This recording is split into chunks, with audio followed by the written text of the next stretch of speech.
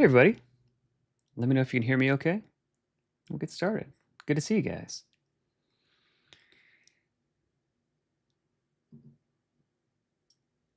Cool. Glad to hear it. Shaky timer, yeah. All right, guys, we got a lot of stuff to talk about here today. I'm really excited. Um, yeah, Chain Peku, they were kind enough to give us a shout out earlier today. Really cool guys. Might be doing some collaborations with them in the future. Yep. Um, yeah, good to see you guys. All right, cool. Thanks, Orgasm. No, I appreciate that. Audio is a go. Hey, Terry Tipke, good to see you, man. Red Links, Swing Set, good to see you guys. Yeah, Paul is right. We are in the home stretch now. So let's start off today by taking a look at how things are going. Let's take a look at how things are going. Yeah, wow.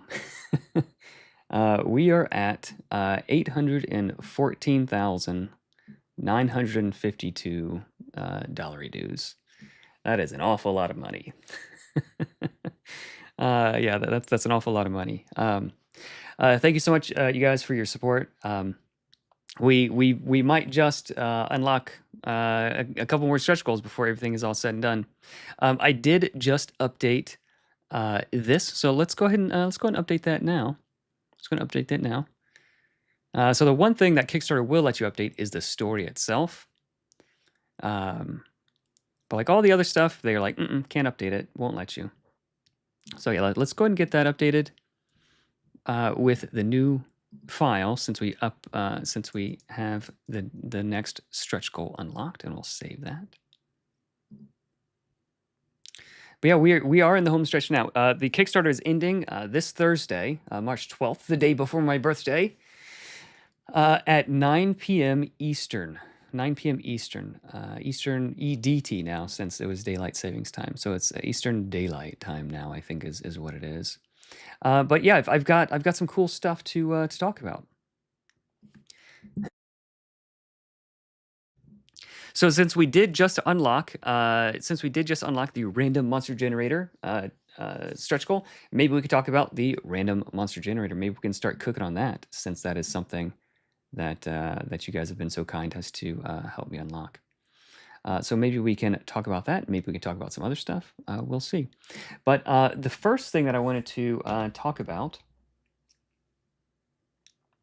I've been pronouncing Cheipeku like the ancient Japanese thing you do when you seppuku. Maybe that's how it's. Maybe that's how it is. More on grappling rules. Grappling rules are done. If you had any questions, feel free to ask it, and I'll see if I can answer. But yeah, grappling rules are pretty straightforward. Thought about converting my Challenger sci-fi game in Savage Worlds to Nimble. Ah, cool. Hey, Mataya Rico. I hope I'm saying that right. All right, we're twins. Well, happy birthday, man. I hope you have having a good birthday month, good birthday week. Okay, so the first thing I wanted to do, when I was at Gamma, I was able to hang out with Stephen Glicker for a good while, and he was able to share some wisdom, and we decided on doing a cool cross promo thing. So years ago, I bought one of his Battle Zoo Bestiary books before I knew him, and flipping through, like, there's some really cool monsters here, and in particular, there is this like this booth mimic, and just like a lot of really cool different monsters. And this one is famously Derek from Knights of the Last Call. This is his favorite one. This is the Mechanical Maitre D. This is his absolute favorite one. So I wanted to share with you guys some cool things. So Steven said, "Hey Evan, why don't you make some take some of my Battle Zoo things and turn it into Nimble?" So we're going to do that live. We're going to do a live design just to sort of show people how to do it. We're going to show people how to do it just so you can sort of see how easy it is. And Steve is going to let me make these available for free for people to download. These are going to be new monsters from one of his awesome monster books. I think this is the latest monster book of his. So let's go ahead and shrink some of these things down. We're going to leave the GM guide open because we're probably going to be looking at that just so we can make sure we get the numbers correct. But this is, he sent me the PDF for his latest one, Battle Zoo Bestiary. Elemental Storm. So we've got 4 elementals. This one, this one, this one, and this goofy little doofer here. So we're going to take a look at those and see where they. First, we're going to find them. So I intentionally didn't look at these ahead of time so that we can all sort of experience it together. And we can do some live design together and just sort of see how it is. I felt like it might be cheating to look ahead. Autumnal, grand, 127. Is it that? 127. I really like how each one of them has different art, which is pretty cool. You don't have to use your imagination too much. Okay, so there's seasonal, okay, yeah. So they 1, 2, 3, 4. Okay, so they're all back to back. Let's start with winter. We're still in winter, aren't we? Is it still winter? Is it still winter? Yes, it is. It is still winter. Unless you're in Australia, then if you are, happy summer.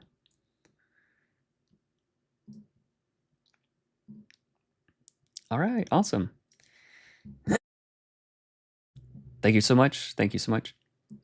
Does extra damage like Oath, One Judgment damage, or cheap vicious dice crit? No, only the primary die crits. So just that. That is true. Paul Branson, you are a gentleman and a scholar. Battle Zoo does do some very, very good stuff. Stephen Glicker, Mark, and a lot of the things are also like submissions, like winning submissions from the community that vote. So the Foundry setup is fantastic. All right, cool. I'm glad to hear that. Very, very glad to hear that. Yeah, Matt and a few Trevor and a bunch of other people have been working really, really hard on that. So plans are just to get that even better in the coming weeks and months. So since it is wintertime, let's go ahead and get started designing, or not really designing, but more converting or making more useful. So you could just run it. So I released a video earlier today how you can just run things out. And actually, I didn't have the books, so I had to wait till the hobby store. Opened up today, and I ran out to the local hobby store and picked up all 3 of the books. I spent like $150 on these books that I'll probably never use, just so I can have the latest one. I mean, they're cool looking. They got some cool art and stuff. But I did do a video earlier today on how you can just run monsters, D&D monsters, just right out of the book without having to worry about anything, without really having to make any changes. Just do it on the fly. But if we wanted to spend a little bit of time and shrink it down, nimblify it a little bit so that we don't have to sort through all the different things while we're in the middle of running, this is what we would do. Okay, so let's read this through together just so we can get some of the vibes. Let's read it through just so we can get some of the vibes, and we can sort of see what's going on. Seasons. Okay, for many, winter is a time of quiet, dark, privation. These are not the aspects of the season championed by the cheerful, if shy, hibernals. Excuse me. And let me fix this so that we can see. There we go. So we can see the chat a little bit more clearly. There we go. Okay, they are cheerful but shy. These fae, okay, they're fae, drawn to feasts and spectacles. All right. Okay, they're uniquely captivated by audit instant performance. Okay, cool. So festivals, performance, nice. Okay, AC 12. So let's look at CR2. Okay, so this is a weak little guy. Okay, so CR2, he's not super duper strong. So CR2, that means he's going to be a level 4 or level 5 monster. Okay. Good to know. So let's go ahead and paste. Let's start with this guy here. So the first thing I'm going to do, and you don't have to have fancy layout stuff. You can just, so you can see, here's my sticky note from when I was doing the Dretch in the Night Hag. You know, Dretch has 18 hit points, speed 20 or 4 spaces, and then Rend 1d6 plus 1. So you don't need to have super fancy layout tools or design skills or anything, but this is something I'm going to be sharing with people, so I want to make it look a little bit nice. But you don't need it. You definitely don't need all of this stuff. Hibernal, and let's go ahead and make him a level 4 for now. So he could be level 4 or level 5 according to our charts. It's sort of halfway between those two.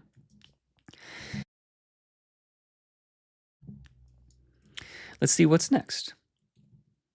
There it is.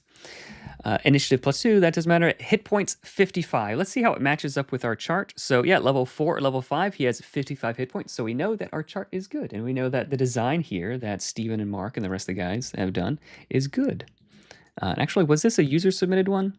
Yes, this was by Arun Varma. So very cool. So he's got 55 hit points. That is perfectly in line with what we would expect. So we will click up here. And we'll type 55. He's got 55 hit points. Speed 40, fly 40. And you know what I think I might do? Let's see. We've got some icons, and I think I've got an icon for flying. This one might work. I'd love to just have like a wing for flying. I'm gonna have to ask. I'm gonna have to ask my artist to. Oh, here, this one. This one will work. So we'll grab just this portion. Maybe the feather.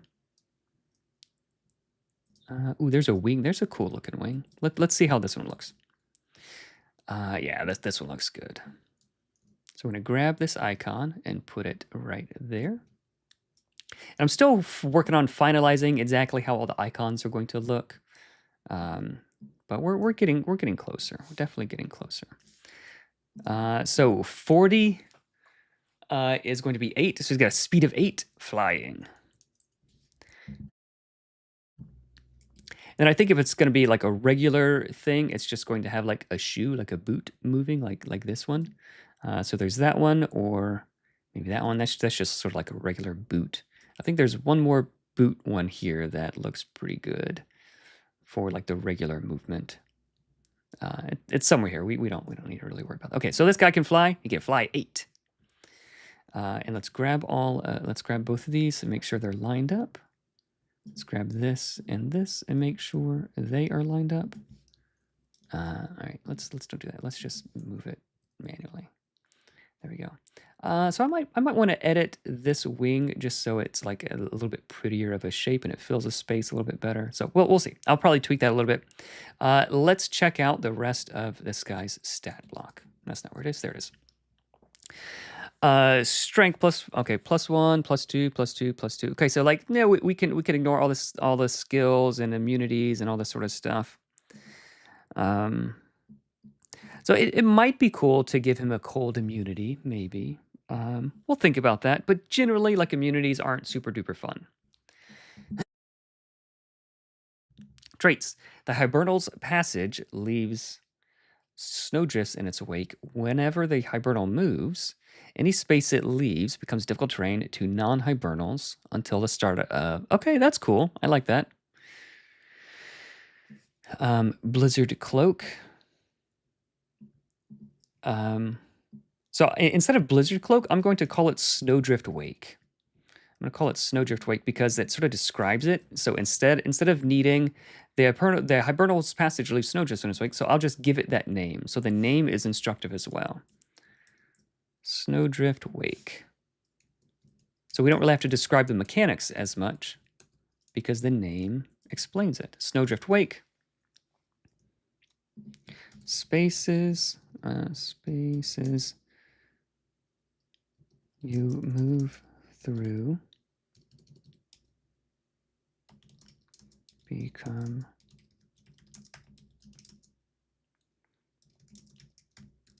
difficult terrain this round. So when his turn comes back around, then it ends. Okay, so that's pretty cool. Eager audience. So I don't think we probably need the non-hibernals kind of thing. We probably don't need that. I don't think he's going to be like fighting like with a bunch of other like goblins or whatever. Maybe. Maybe. Eager. So like that's like a realistic thing. Like but it's just something that like just another thing that will fill up the stat block. And if it's not going to make a big difference, then we'll just ignore it. It's just one more thing that the DM has to sort of remember. There we go.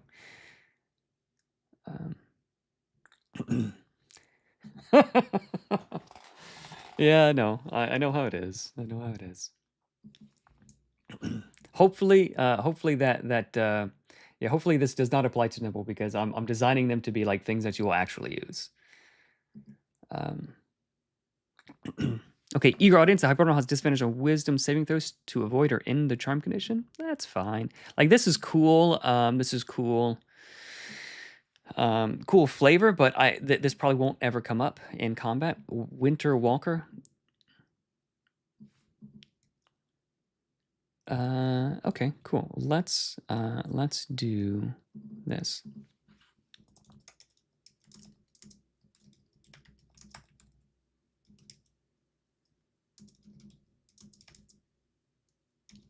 There we go. Immune to difficult terrain caused by cold. Maybe you could do that. Maybe not. Difficulty. Maybe we'll cut that. So here's I'll just sort of tell you what I'm thinking out loud. So this isn't like a super important thing.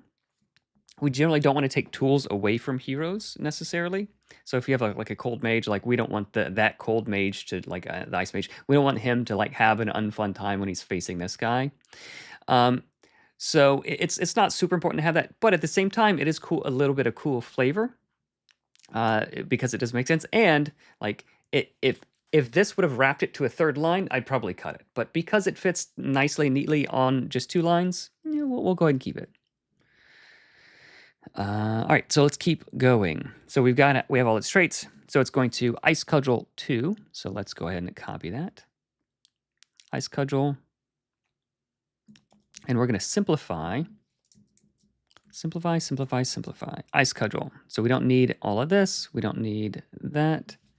Ice Cudgel. So it's going to be 1d6 plus 1 bludgeoning damage. We don't care if it's bludgeoning damage plus 1d4 cold damage. So let's do... so we can just do 2d6. That's much easier. 2d6. And I believe it was Ice Cudgel x2, right? 2x. So this is essentially the same as, this and that and this and that, but we're just simplifying a little bit. So 1d6 plus 1, that's going to be 3, 4. Yeah. So it's going to be 4 damage plus 2. So like 2d6. So we just combine them and simplify things a little bit. So instead of having to have 2 different dice, you just have you just have 2d6. So I would ideally all of this guy's attacks are going to use the same damage dice. Spellcasting, he casts one of the following spells requiring no... Okay. Create... Okay, so we don't need that. Gust of Wind. Does Gust of Wind do anything? I don't know what that spell does. Now that I have the new player's handbook, let's check out what Gust of Wind does. This might just be one of those flavor things. This might be one of those flavor things. Let's open this up so you guys can see it too. There we go. This is the new 5.5 player's handbook. B, C, D, E, F, G, G, U, giant insect, glyph,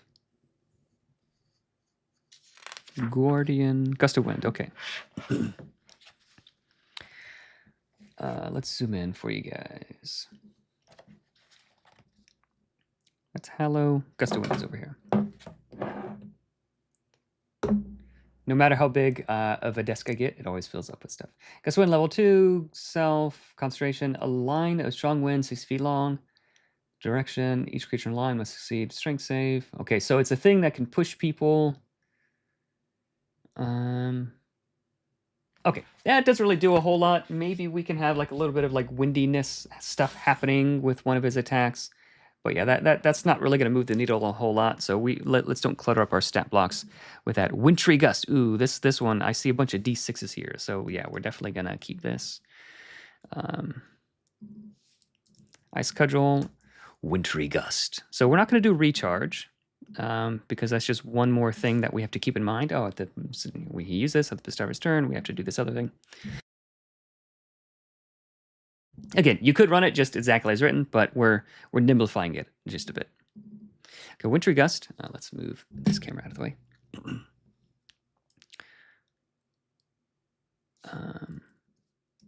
The hibernal move or flies up to its speed. Okay, so we'll just say fly 8. Each creature within 5 of the hibernal at any point during this movement. Okay.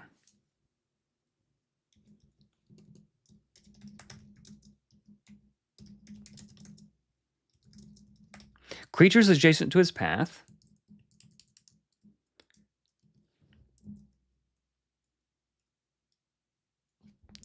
Take, what is it? 4d6 damage on a failed DC 12 strength save.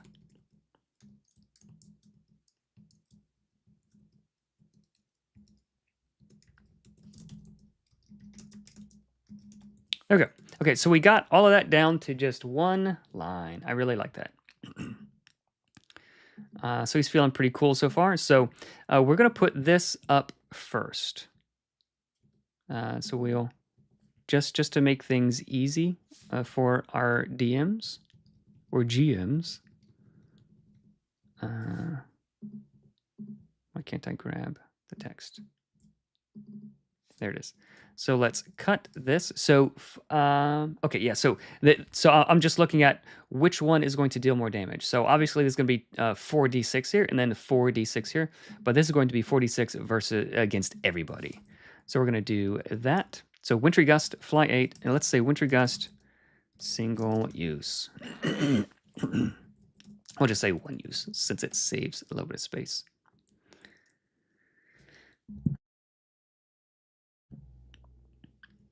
Creatures adjacent to his path take 46. So I would love to get this to 2 lines.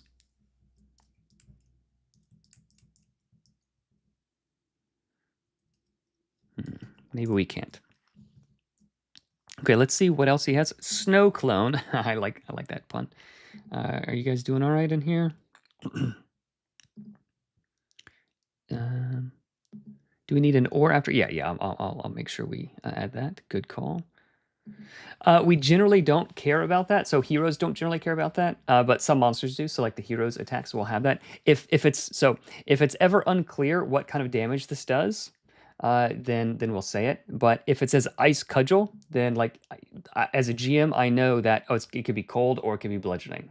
If it was like mystical something or another, then like yeah, it's unclear what it is. Or like wind spells, like there's no wind damage, so like the wind spells will say like slashing or bludgeoning damage.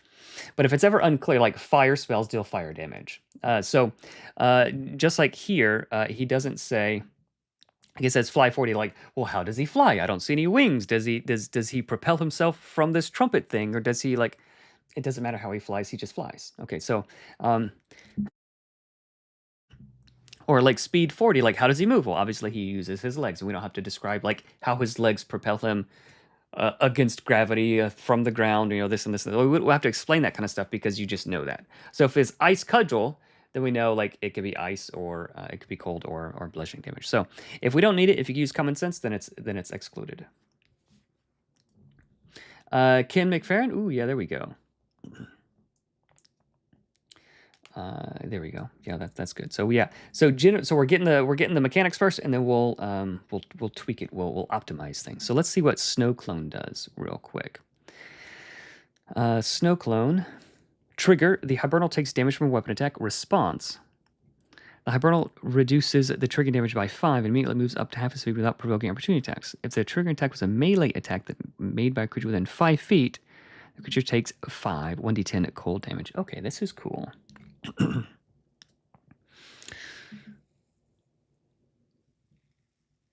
Okay, yeah, that's kind of cool.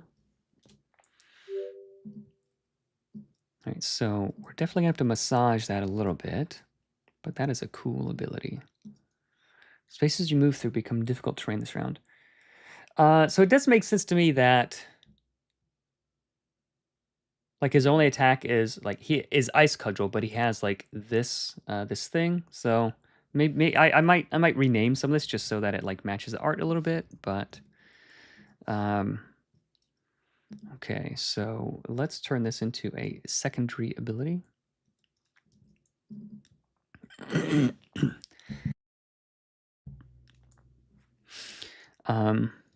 When struck, TRUCK in melee.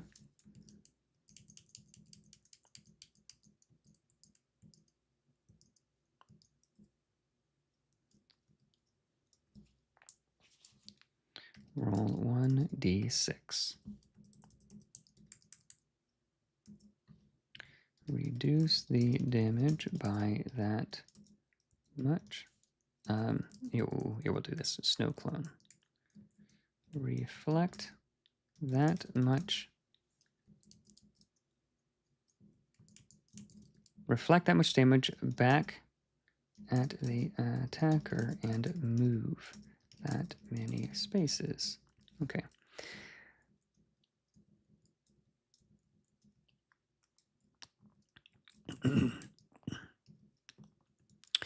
That's cool. So we're maintaining the vibes of it. But simplifying it a lot. Can we make it better? Okay, so I like that we're maintaining the vibes of it. So let's actually grab this real quick. Take 46 damage.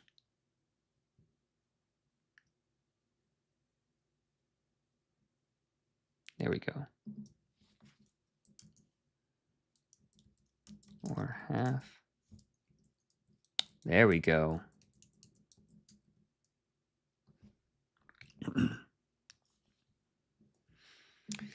Thank you, Ken. Appreciate that. Creatures adjacent to his path take 46 damage, or half on a failed DC 12 strength save. And I like using parentheses because it helps chunk it up. Creatures adjacent to the path take 46 damage, half on a failed DC 12 strength save.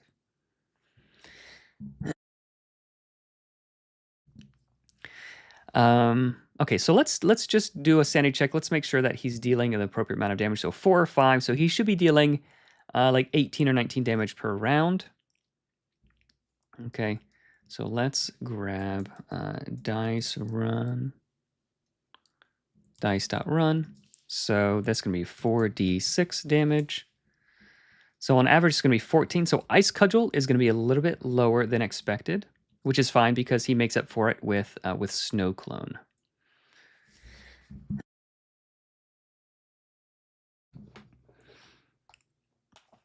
Okay, so what I like about this is that it adds like a cool little thing. Like, he's pretty good against melee creatures, and he's sort of this mobile, kind of moving around kind of duder. I do like that. And then wherever he moves, he has this thing, so he's hard to chase down. So he's kind of weak to range things, but he's very strong against melee creatures. So I like that sort of niche for him. But I don't like having to roll an additional die.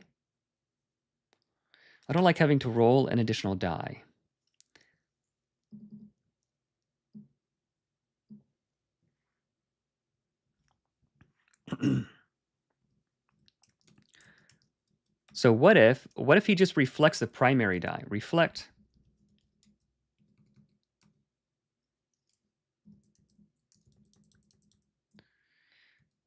Reflect any primary die damage back at the attacker and move that many spaces. That's cool. Reflect any melee primary die damage back at the attacker and move that many spaces. That's cool. I kind of like that.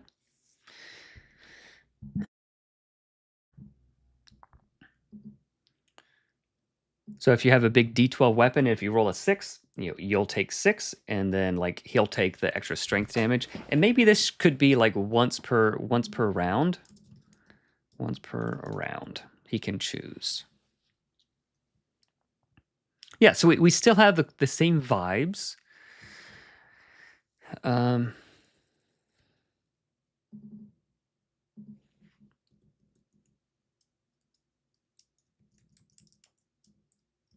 Reflect a melee primary die. How can we say this, guys? How can we say this in a way that makes sense? Cold dissonance, frigid tuba, cold toot. Okay, so we'll leave that. I think I liked it. We'll leave it like this. So I'm going to call that good enough, and we'll probably tweak it and massage it just a little bit. But we've captured all of this. We've captured all of this into like a nice, tidy little stat block, and I think that's going to be a very fun, unique encounter. Like you would not have fought anything else like this, and I really like the feel of that.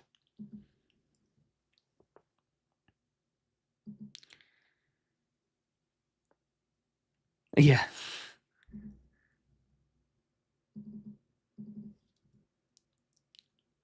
Yep. Okay. Yes, good call. Sorry about that.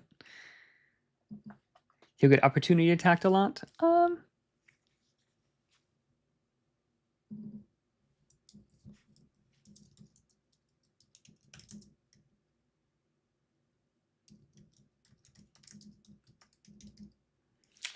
No, I think it's fine. I think it's fine because opportunity attacks are made with a disadvantage, and I think that's okay.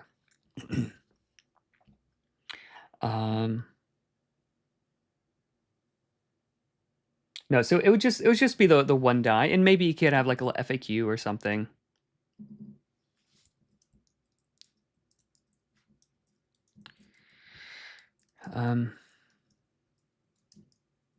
Reflect damage from a primary die.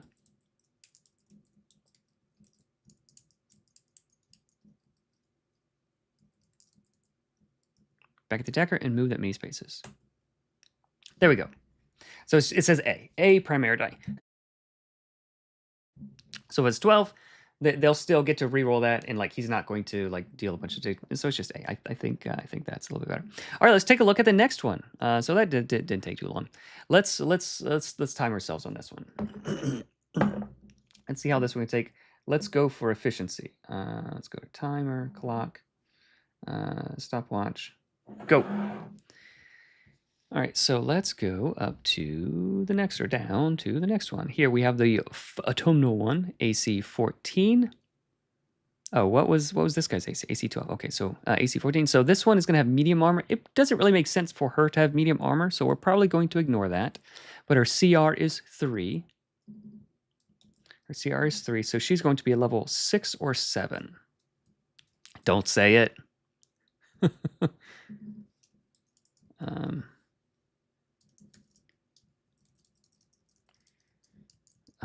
All right, so autumnal autumnal. Okay, she's going to be, let's say, level 6. Level 6. And she has how many hit points? Not that. She has how many hit points? 66 hit points. And let's see, level 6 dude has 68 hit points. Yeah, so that's fine. We'll go and give her 68 hit points. Since she doesn't have medium armor any longer. 68 hit points. There we go. Let's check out her ability. Is there anything interesting, useful here? Autumnal dirges. Okay, some lore stuff we could probably add in. Fly 40 feet. So we could probably just grab this and alt click. Whoop, grab this, and drag them both up here. Come on. Drag them both up there. There we go. So she can fly too. I don't like all of these guys flying, so maybe we could tweak that, but maybe not. Resistant to necrotic. Dirge for the living. When an autominal would make a charisma intimidation check, it can make okay. When it speaks Sylvan, okay, we're gonna ignore that. Leaves swirl about. Ooh, whirling cloak, immune to opportunity attacks. That is cool. We'll go ahead and add that. Whirling cloak.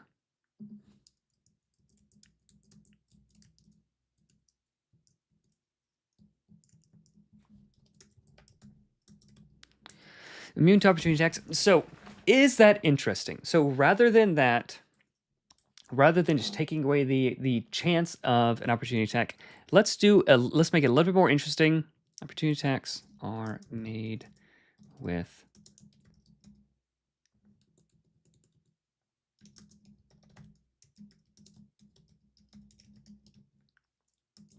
I always spell that word wrong. I know how to spell it. Disadvantage. Opportunity attacks are made with additional disadvantage 1. So like you could still do it, but she's just extra hard to hit. Maybe that's it. Maybe we'll tweak it. Okay, she's gonna make 2 leaf blade attacks. Cool. Let's copy that. Leaf blade. Okay, we'll delete all of this. 1d6, and that's gonna be 2. 2x. 1d6 plus 4, and it's a blade, so we don't really need to say it's whatever piercing.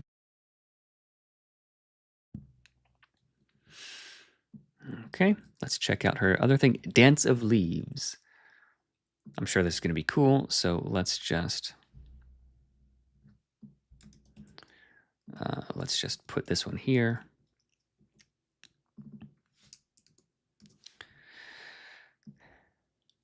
The autumnal move, okay, we'll just say move, so up to half its speed. So we'll just say move 4. And make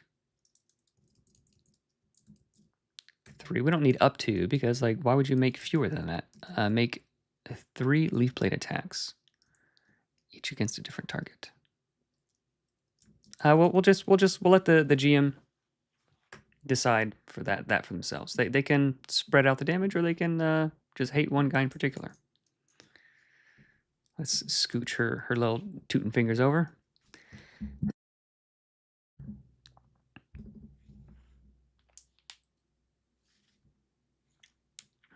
That's not a super interesting thing. Maybe, and we'll get rid of recharge.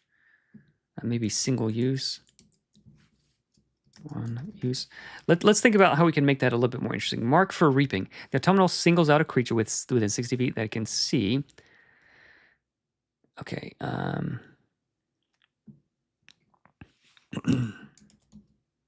Let's take this into here.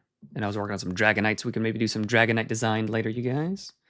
Thank you so much, user Sonosada. Congrats with successful Kickstarter campaign. Can't wait for new stuff. Yeah, all right. I'm looking forward to. Okay, so let's just do our editing here, so we don't have to do all the editing in design. Okay, the autumnal singles out a creature it can see. Generally, I'm not too worried about ranges for these kinds of things. Okay, strength, save, DC. DC 13, strength save, so let's see what this does. The mark lasts for 1 minute. No, we don't care about that. When any autumnal hits a marked creature, the melee attack, the attack deals an extra 2 necrotic damage. The target is a living creature.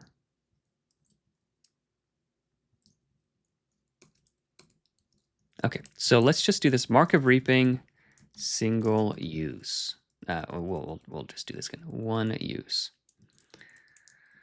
I think a strength save is probably not super necessary. Like, I don't see how making a strength save would make them, like, not mark you. When any autumnal hits a marked creature, choose mark an enemy.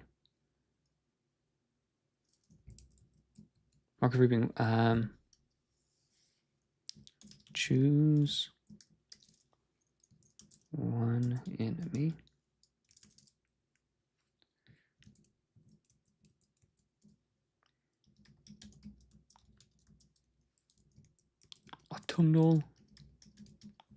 Autumnal attacks deal them extra 2 damage. Okay, so yeah, we boiled it down just a little bit. Mark for reaping. All right, so let's do that. Oh, here we needed to do or, didn't we? Or.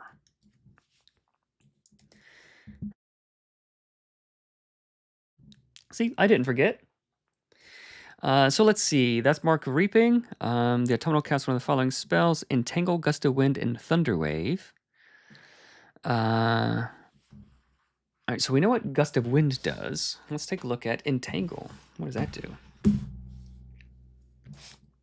So we don't want to give this one like too much stuff to do, because then as a GM, like it gets a little bit, you know, I have all 5 options and they all do like different things. So let's see if it's something that's useful or not. B, C, D, E, E, F, E, N, entangle. Here we go. Move that. Entangle. Here we go. Level 1, grasping plants, difficult terrain, restrained. Okay, restrained creature. Okay, you're restrained dude. Okay. And the other one was Thunder Wave. So you're restrained dude. Autominal PQRST. It's cool having a lot of spells, but when there's like so many that they take up like 1,000 pages. No, not teleport. So what were we looking? Thunder Wave. It's hard to find them. Thunder Clap. Thunder Wave. Is there a Thunder Handshake though? Is the question. If you have a Thunder Clap and a Thunder Wave. And failed save. Okay, so it says level 1 evocation. Like I think we probably don't need Thunder Wave since she is an autumnal like planty thing. Roots make a lot more sense. So let's get back in here. Let's do the roots thing instead of the Thunder Wave thing.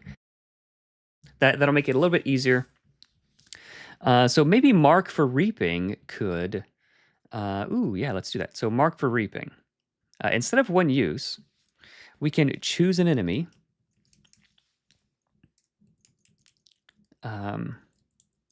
DC, so she's a level 6, so let's go here. I wasn't planning on changing things this much, but okay, DC 13. DC 13 Dex save or restrained.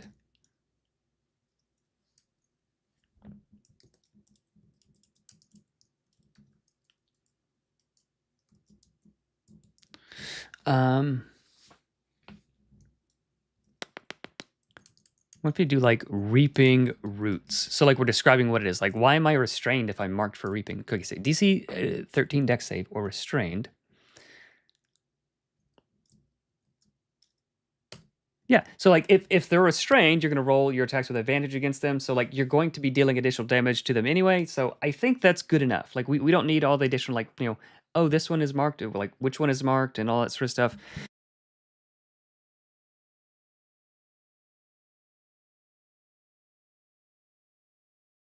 Okay, DC 13 Dex save or restrained.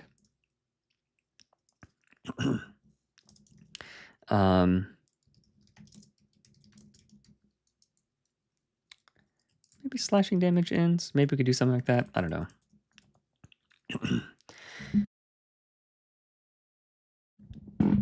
Okay, DC 13 Dex save, and let's actually make it a DC 12 Dex save or restrained, and then we can say then. Then Leaf Blade. Yeah, so you're rooting someone and then you're leaf blading them. There you go. I think that's probably good.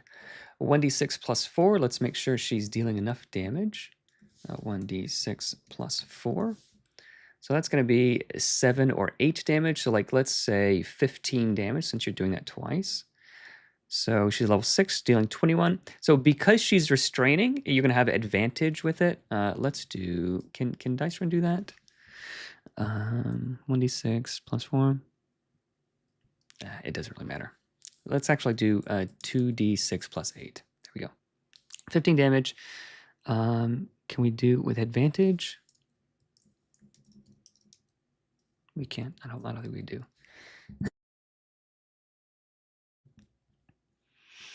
Oh, you can explode.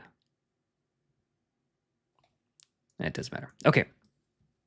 So they're restraining, so we're gonna have advantage. You'll do a little bit more damage. That'll be fine. Let's scooch this out of the way. You guys still with me? How you going? Hey! Steven Clicker, good to see you, man. Yeah, I'm going to be on Roll for Combat live this week, Wednesday, 3 p.m. EDT now. EDT. Should be an AoE. I don't think we need to be an AoE. Good to see you. Good to see you. Some of those spells might be from the Endless Storm book. What's up? Oh, okay. Are they?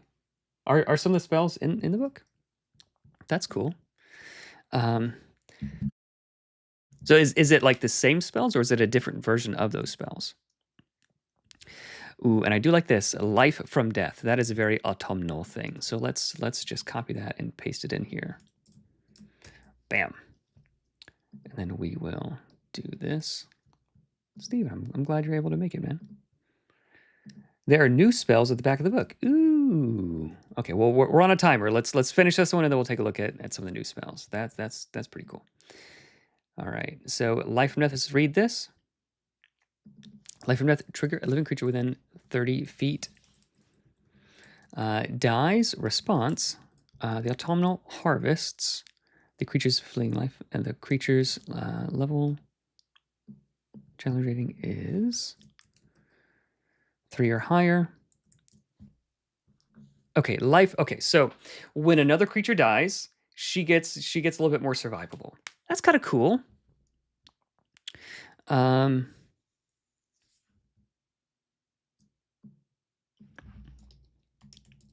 Generally, I recommend avoiding healing because, like it's you're sort of undoing things. It's just more stuff to track. But if it's like a rare thing and super flavorful, like yeah, I could totally see that. I think that could be cool. Okay, whenever a living creature dies, and like I don't really want to have to track, like as a GM, like players, they can track if things are in range or not. I don't really want to track if things are in range. Like it just happens as a GM. Whenever a creature dies, heal an ally 5 HP.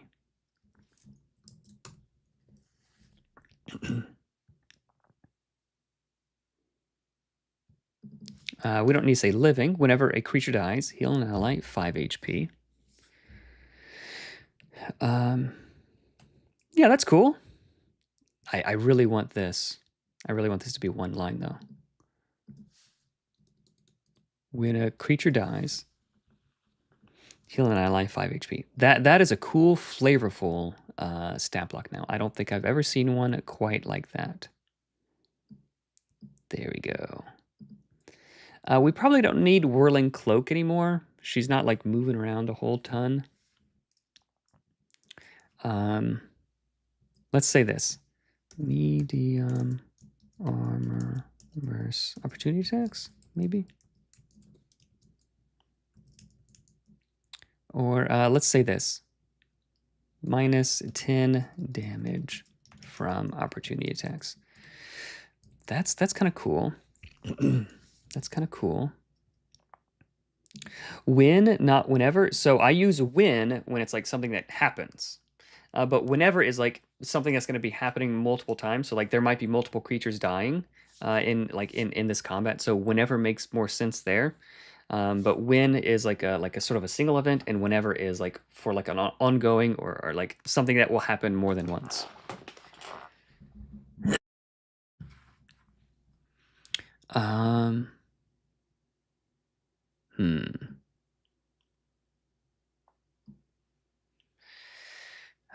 Whirling Cloak. How about this? Whenever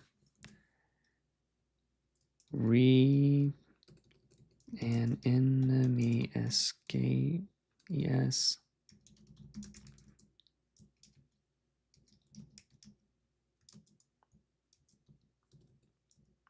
Fly 4.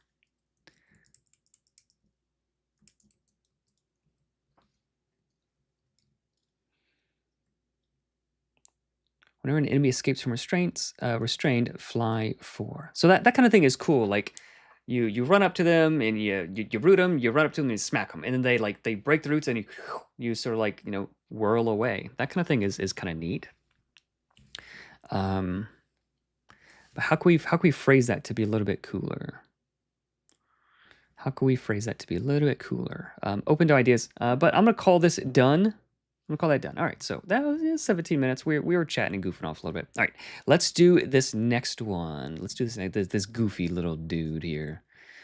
Let's do the goofy one. Nah, we'll save him for last since he's so goofy. Aestival. That's pretty sweet. Aestival, Aestival. And she is a CR5. That means she's going to be a level 10. Ooh, she's a spicy one, level 10. And let's just look at her hit points. AC, we'll ignore that since it's 13. Hit points 105. Let's see here, level 10. Okay, so a little bit weaker, which is fine. So so at level 10, you would expect her to have roughly 118 hit points, but she has hit points equal to like a level 9 guy. So what I would expect is instead of dealing 30 damage per round, she should be dealing a little bit more damage per round or have some other thing to help her survivability. So you can totally do that kind of stuff. Rage and relaxation. That sounds like nap time around my house. The kids will rage. Okay, the aestival is most often in its languid state. While languid, the aestival's speed is reduced 20 feet. And okay, so normally can sanctuary spell. When awakened, the aestival's speed isn't reduced and it loses the effects of sanctuary. Okay, so let's look up what sanctuary does. Let's look at what sanctuary does.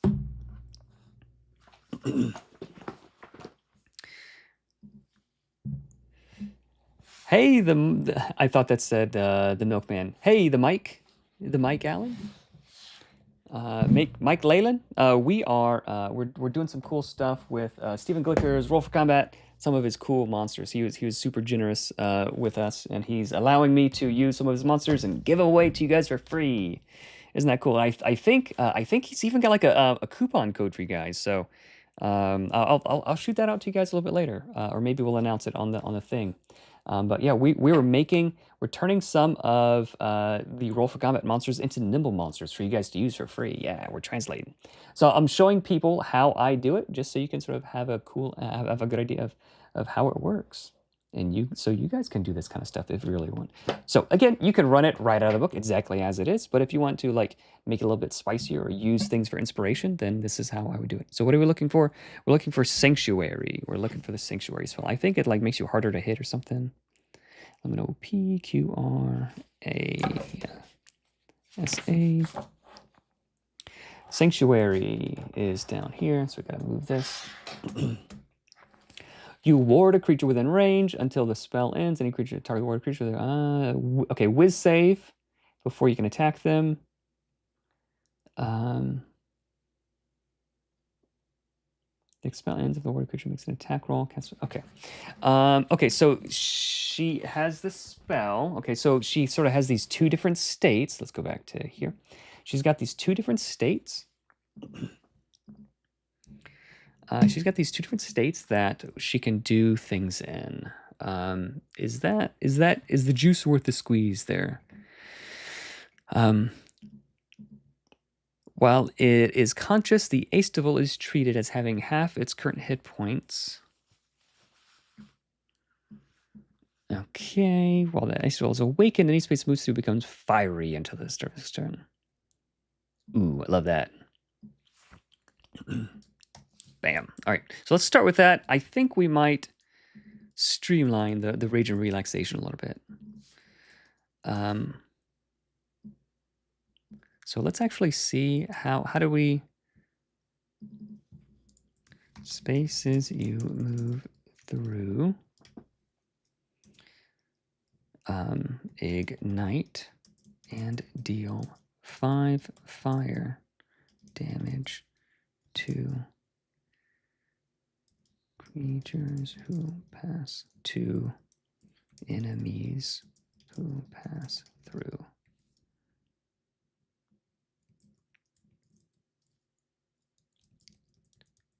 For 1 round. That's pretty spicy.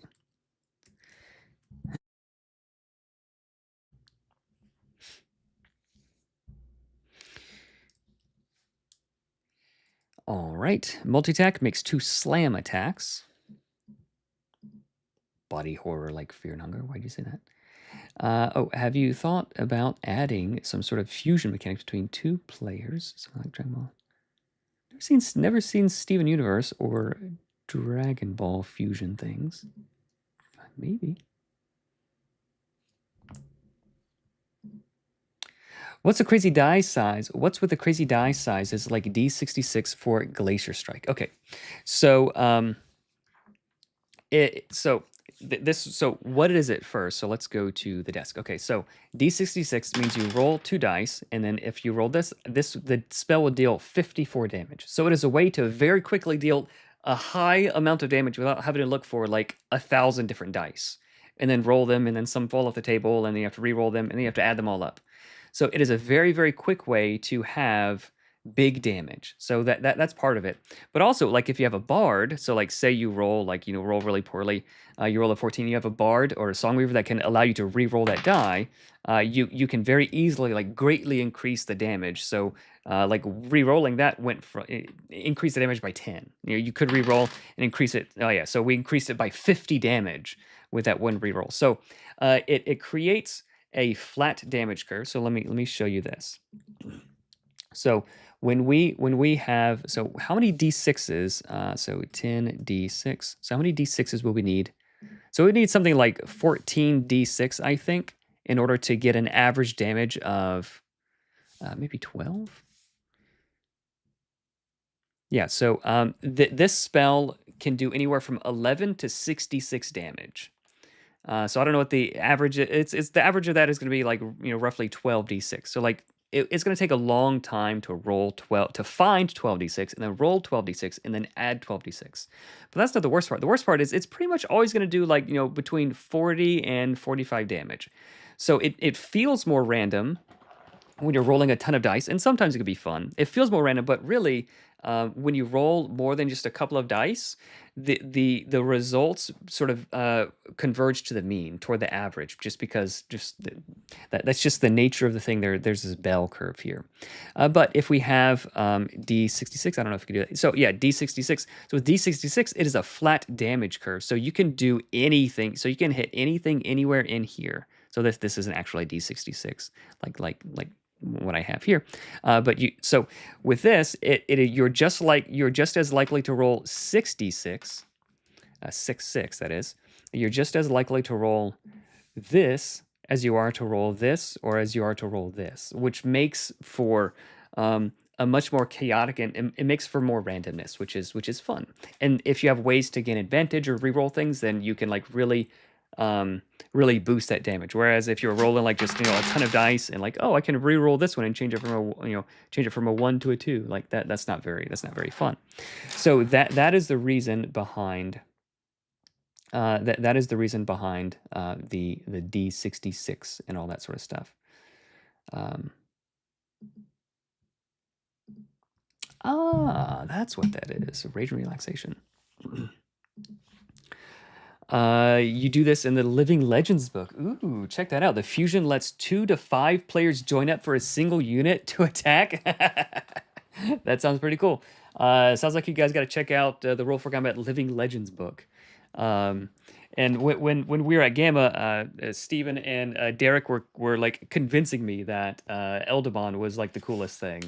If I was playing, I'd be a Pokemon trainer. I'd name my character Ash, and I have to collect them all. So yeah, you guys definitely check out his stuff. His stuff is super duper cool. Hey, Agile Monk, good to see you, man. So that is what D66 is all about, because it's way more fun, it saves time, and it's super duper duper cool. Wildfire Cloak. So swapping between heavy and like, heavy armor and unarmored and like that kind of thing, it's kind of cool. But I don't know if it's worth the I don't know if it's worth the effort, like the mental overload, the mental load that it would take. But you could definitely easily do that if you wanted to. So let's check out Slam. Let's check out her Slam attack. Because we're trying to nimblify these. So you can already run them as written if you want. But if we're going to nimblify them, then what would we do? We would do this. Okay, so Slam, it's going to be a pretty straightforward, and it's going to be Slam, 2 Slam, Slam, 2x.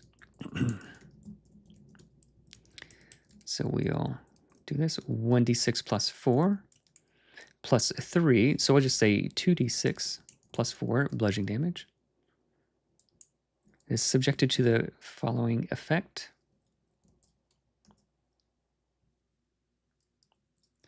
Okay, so let's say 2d6 plus 4. Let's do this. Let's say on crit, gain 1 wound. There you go. That's pretty nasty. That's kind of cool. And instead of Slam, I might call it like Sizzle or something. I don't know. Maybe.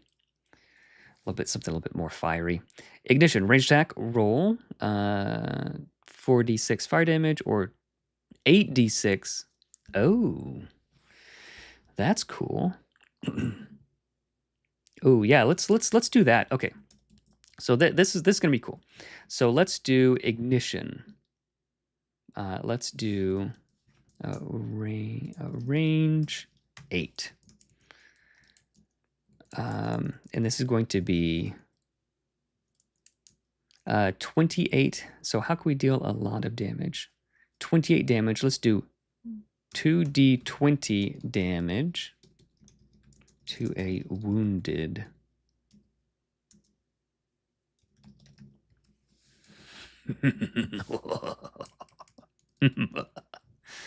Oh, that's nasty. Or so 2d20, it's on average, it's going to deal 20 damage. But if I deal 40 damage, that's cool. Okay, sleep, fireball. Ooh, fireball is cool. Yeah, maybe we can add fireball. Heat metal. Silver blaze, while awakened, the aestival moves up to its speed and makes 1 slam attack at any point during this movement. Wildfire cloak. What does that do? Oh yeah, okay.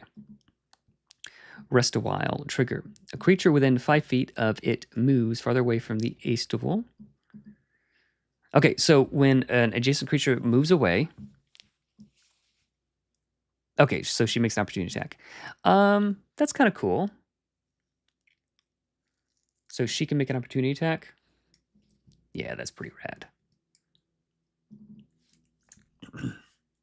That is pretty rad. What was it called? Rest a while? Yeah, she's nasty.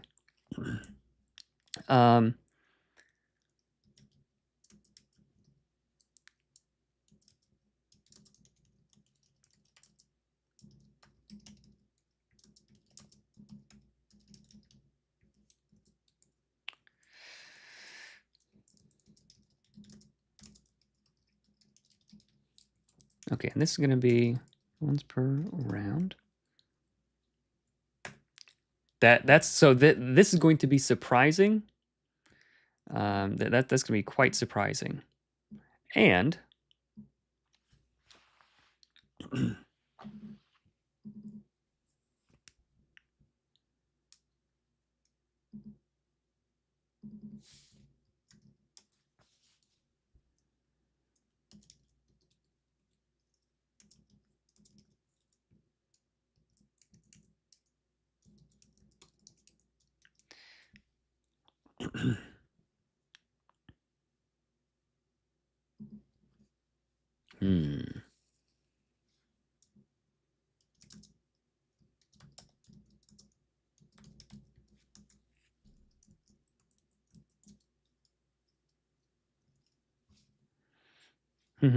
So I'm trying to think of a cool way to make her even spicier. Okay, so let's so she's level 10, 2d6, so 4d6 plus 8.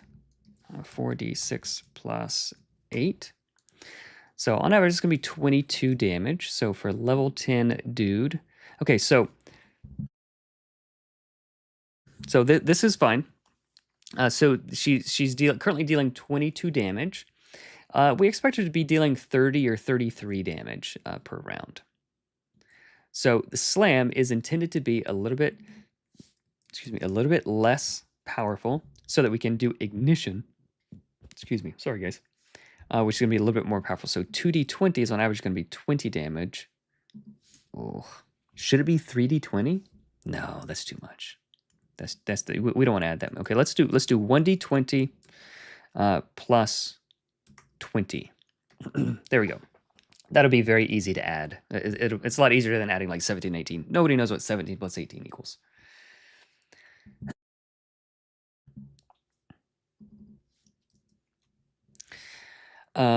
Yeah, so the first slam knocks prone, and then in the second slam she's going to roll with advantage, so she's going to be more likely to crit, and then she can gain the wound, and then so like she's going to be very, very nasty.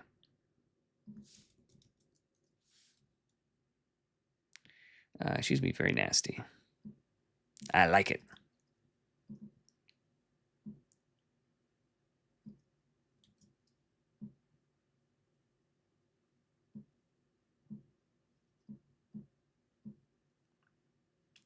Okay.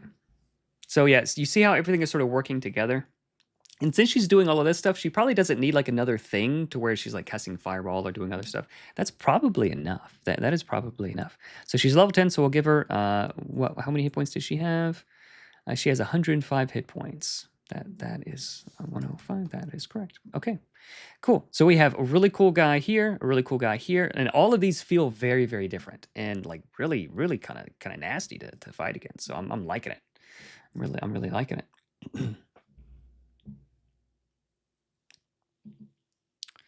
That is a website called dice.run.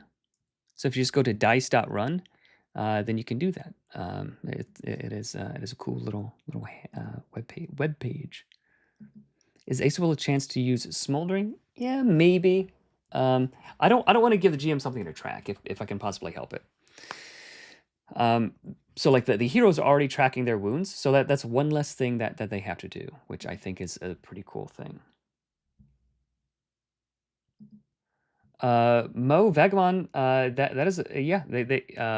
Terran has a really cool system that he's got there. I like it.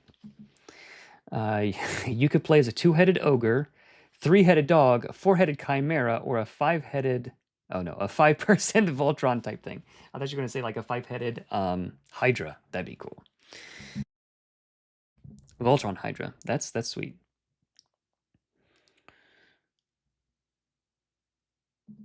Awesome, cool. You're enjoying it so far. Magic magnetism. So there are some spells that can move and push and stuff. Eldamon is wild. Nice. Yeah, I definitely love to check it out more deeply, more closely. As an attack for rest a while, assume that should be singular. It should, yeah. So the first pass is just super duper rough. Then we'll read through it. So basically, I'll send these out to the community, and like you guys will definitely find all of the typos very, very quickly. Cool. I really like that one. Let's do the silly doofer now. Let's do the silly guy. Vernal. We'll call him Vern. We'll copy this one. Vernal. Where is he?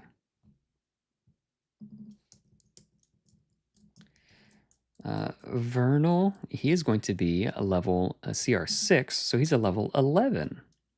Okay, level 11. How many hit points does this guy have? He's got 117. Yep, that sounds right. 117.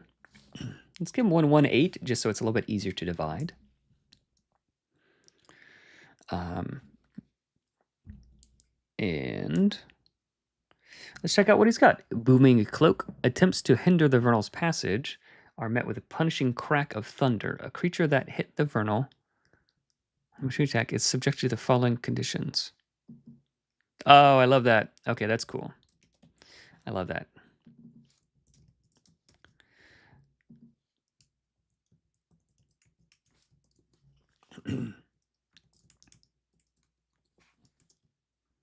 When crit or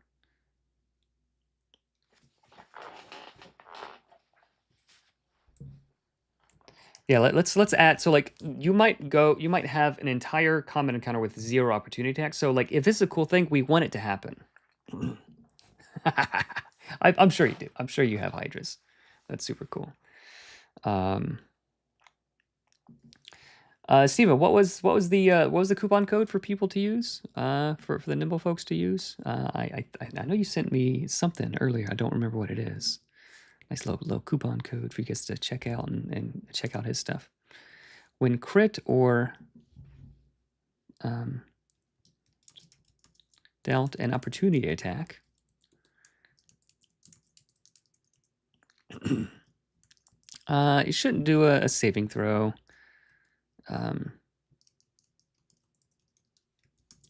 Deal 4d6 damage and knock them prone when crit in melee. There we go. Yeah, that feels pretty cool. So we're taking the vibes, not the specifics, but the vibes. So like this guy has, I don't know, I guess that's his cloak. This guy has a cloak that you hit him, boom, and it knocks you back. Ah.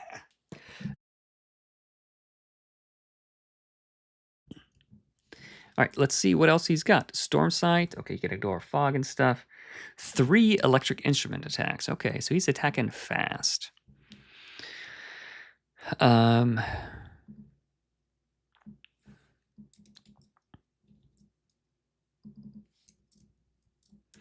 Electric instrument. Electric instrument. Electric instrument. Reach 5. 1d6 plus 4. Plus 1d6. Okay. So this is going to be 3d6 plus 4. 36 plus 4. And that is, you're going to attack that 3 times. That feels like a lot. Feels like a lot. So let's see how much damage he's supposed to be doing at level 11. 33. So let's do 2d6 plus 10. What is that? 17. 2d6 plus 10. Let's do 1d6 plus 10. 13, 14. How much damage was he supposed to be doing? I want to get him to attack twice instead of 3 times. All right, so yeah, I guess 2d6 plus 10 is where we're going to be. 2d6 plus 10. Yeah, that's going to deal roughly the correct amount of damage. 2d6 plus 2. We don't want one monster taking up like all of the time. 2x. Even if the attacks are very, very quick.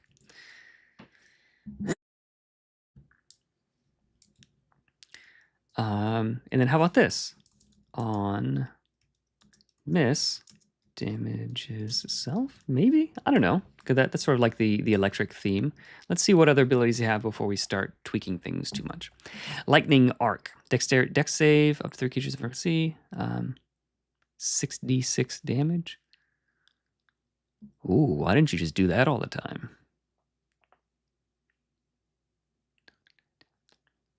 That seems strong. Lightning Arc, spellcasting, Thunder, Shocking Grasp, Find the Path of Lightning Bolt, Shatter, Thunderous Retreat. If the vernal is within 5 feet of at least one creature, it moves up to its speed to a space not within 5 feet of another creature. Each creature.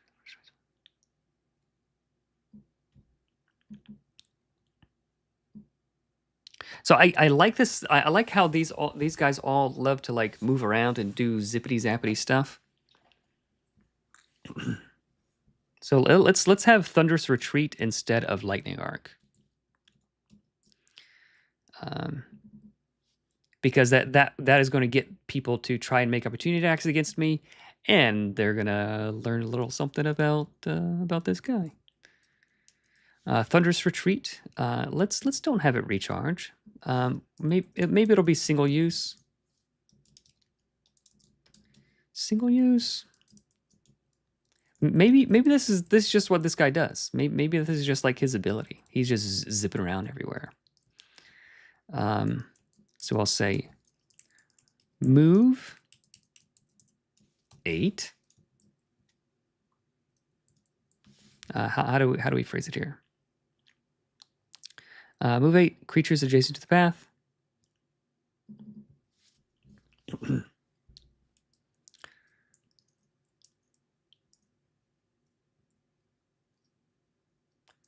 Move 8.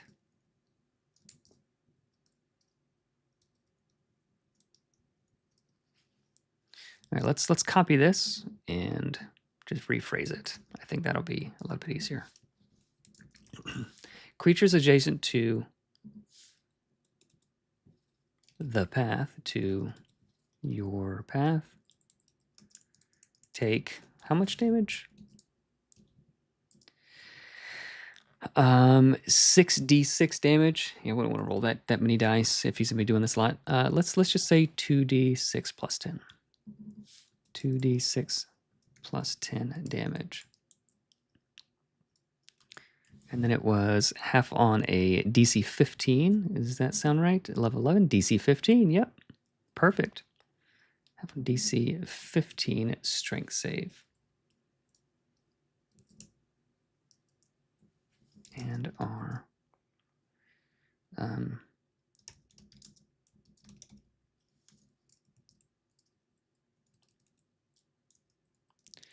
okay, so maybe this is when bloodied.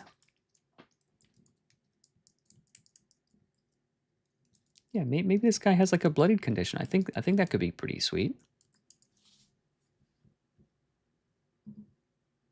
Bold. Okay, electric instrument. And then we have, sorry guys. Let's take a look at his other. So let's pick out one of these other things. Drown out. Trigger a creature. Use a spell. Vernal uses overwhelming sound. So I don't want to do that kind of thing. I don't want to like ruin someone else's fun. So let's pick. So electric instrument. Let's do lightning arc. Okay, so electric instrument, this is going to deal reliable but lower damage to one guy. Lightning arc is going to deal higher but unreliable damage to 2 guys. So maybe we can use let's do secondary ability. There we go. This is going to deal low. So let's say 1d6 plus 10. Low damage to 1 guy. And then lightning arc.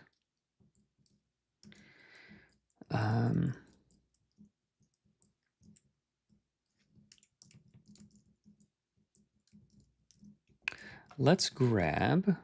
We have core rules here. Let's take a look at the lightning spells and grab some of the wording from one of those. So I'd like to do something similar to arc lightning. There we go. Yeah, we'll do something like that, and we'll tweak it so that it it's dealing the proper amount of damage.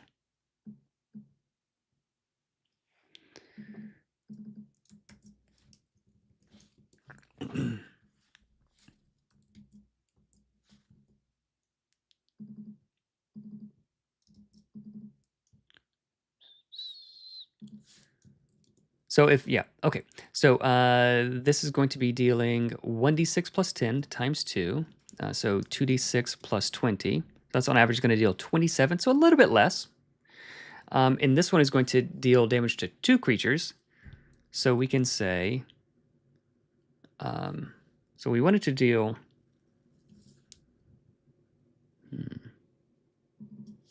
2d6 plus 20.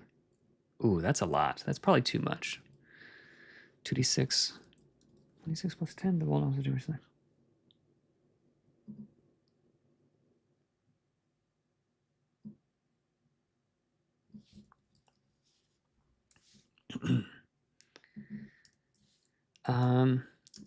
or is this interesting enough? I don't know if this is interesting enough.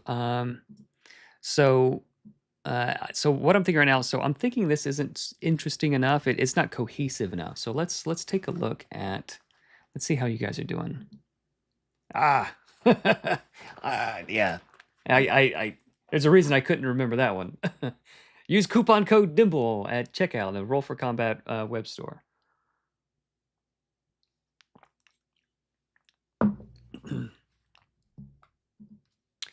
So sorry about that. Of course, we ignore this. Yeah, really sorry about that. Let me see. What was your question? So, demon that mimics a human, is that a fiendkin, or do you need something? So a fiendkin could definitely be that if you want. You can reflavor any of the ancestries however you like. So yeah, you could definitely do that. A demon that mimics a human, it could. So you can reflavor any of the ancestries. Where is the? I could just show you guys here. Go down to the core rules. Let's go to our ancestries. So a demon that mimics a human. So it could be, you could use Flameboard. You could use this, a demon that mimics a human. So this thing where you can like deal additional damage to something that feels pretty cool. It could be something that like you could be a relentless demon. You could be like a wily thing. You could do probably not unless you could be a frog demon. So like you could pick any of one of these that makes sense. Like what kind of demon are you? Like a lithe demon? Then you could pick this. Are you a stout one? You could pick that. So maybe you're an optimistic one. Or if you're like a mephit or something like that, you're very, very elusive. So any of these could work if you just want to, if you can flavor it however you like. So there you go. So flavor is free. So sorry about missing your question, oh man. I'm trying to do a lot of things at the same time. But yeah, so coupon code Nimble. Check it out, guys. Don't forget the vernal flies too. Yeah, I'm gonna copy that from all of these. Yeah, that'd be pretty sweet. That would be super sweet. Yeah, flavor is free. Yeah, you could be anything that makes sense, and anything that your GM, anything that your GM will allow you to do. Okay, so I like this booming cloak. When crit in melee or dealt an opportunity attack, deal 4d6 damage and knock them prone. So how could we lean into that and use this ability more often?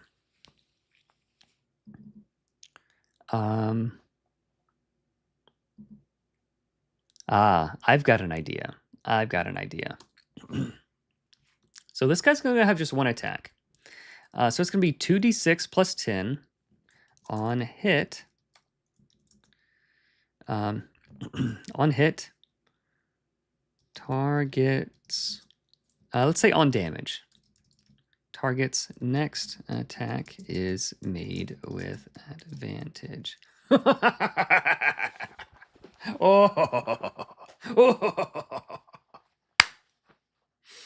Okay, so you are you're inspiring them. You're helping them to attack you more. But you have this booming cloak, and they're more likely to crit you. There you go. And then if they're hitting you more often or critting you more often, then you're going to be bloodied more quickly. You do this thunderous retreat and like blah blah blah blah blah, get them all good. I think that's going to be a really cool thing. That this is going to be a really unique encounter. I really like that. So now everything works together, and the GM can run it very, very easily. So again, you can run them exactly as written. They're super cool. They've got lots of cool stuff going on. Or let's get this out of here. Or you can sort of use them as inspiration. So like, look at this silly guy. Like he's wanting to get up to some shenanigans. So like if anybody's going to inspire his enemies to attack him better, it's this guy. So we're using like all the different ideas that we have. So like thunderous retreat and booming cloak and electric instrument. We're using it as a starting point. So what level he is, the lore and all the cool things you can learn about him and the hit points and all this. We're using all of that, but we're not married to it. We can sort of monster symbolic. No, that's not. So we can tweak things however we like. There's no cops. There's no one's going to come and arrest you. Okay, so there we go. We've got 4 really cool, super unique new monsters. And I'm gonna go and drop these in Discord a little bit later. I'm gonna drop these in the announcements channel in Discord a little bit later, so you guys can have them. I might give them another pass, like add like the flying. And I don't know if all of these should have flying, because flying sort of makes things a little bit wonky. Like if you have a GM who's a real jerk, like he'll just he's always gonna be 10 feet above you, and like melee people can't attack you. So maybe they'll just have like regular movement, they'll just hoof it. So yeah, I'll go through these and do a second best, but I will upload these for free to you guys. And everybody give a big thanks to Stephen Glicker from Roll for Combat for allowing us to take a look at his cool stuff. Should the name be backwards since it's just... Should the name be different since it's just backwards? I don't know what that means. What's the coupon code for? The coupon code is, and I'll explain this later once I export it. The coupon code is for Roll for Combat, the Roll for Combat website. You can take 10% off if you use the coupon code Nimble. Because what we're doing, we're looking at Mr. Stevens' cool Battle Zoo Bestiary, Elemental Storm. So you can get I don't know how many monsters in here, but there's a whole ton of them, a whole bunch of monsters if you want to take a look at those. If you're itching for monsters and you need monsters right now, there's a bunch of them. Okay, guys, let's do let's change gears just a little bit. Thanks, Stephen. Yeah, thank you, Stephen. Let's change gears just a little bit. Let's see what you guys want to talk about. Let's check in on the. So I started designing. So I was just my buddy is actually running Dragonlance. He's running Dragonlance right now with Nimble. And he wanted some Dragon Knights. So I started cooking on some Dragon Knights. So this is just some rough stream of consciousness notes for Dragon Knights. So we can continue designing Dragon Knights as a possible monster to be included in the Monsters of More book. Or we could design a different, some other monsters. Or since we just unlocked,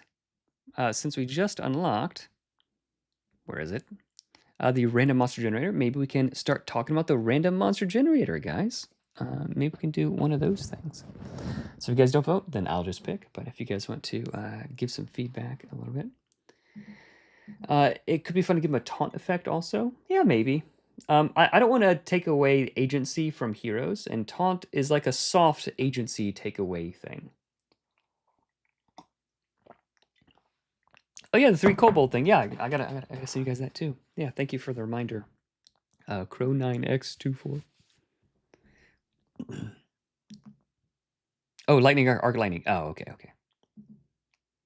Okay, so what's the difference between the monster generator and the table we have already? Great question. Okay, so this table, this is a monster builder, and the other is going to be a monster generator. No, so this is going to get you the correct stats, but not like what kind of monster or what abilities and how does it feel about you and what does it look like and like that kind of stuff. So is it a fae? Is it a goblin? Is it a fiend? Is it a beast? Is it a humanoid? Is it friendly to you? Is it close? Is it far? What motivations does it have? Like all of those kinds of things to like help spark inspiration. Does it fly? Does it burrow? Like all of those different things. It would be cool. So this is the kind of thing that I'm thinking. So let's go back to the desk. So we're gonna go to the desk. So what I'm thinking is, it's going to be a chart that you can just like take a fistful of dice. Get out of here. Let's use our beautiful Nimble dice. I don't have them all.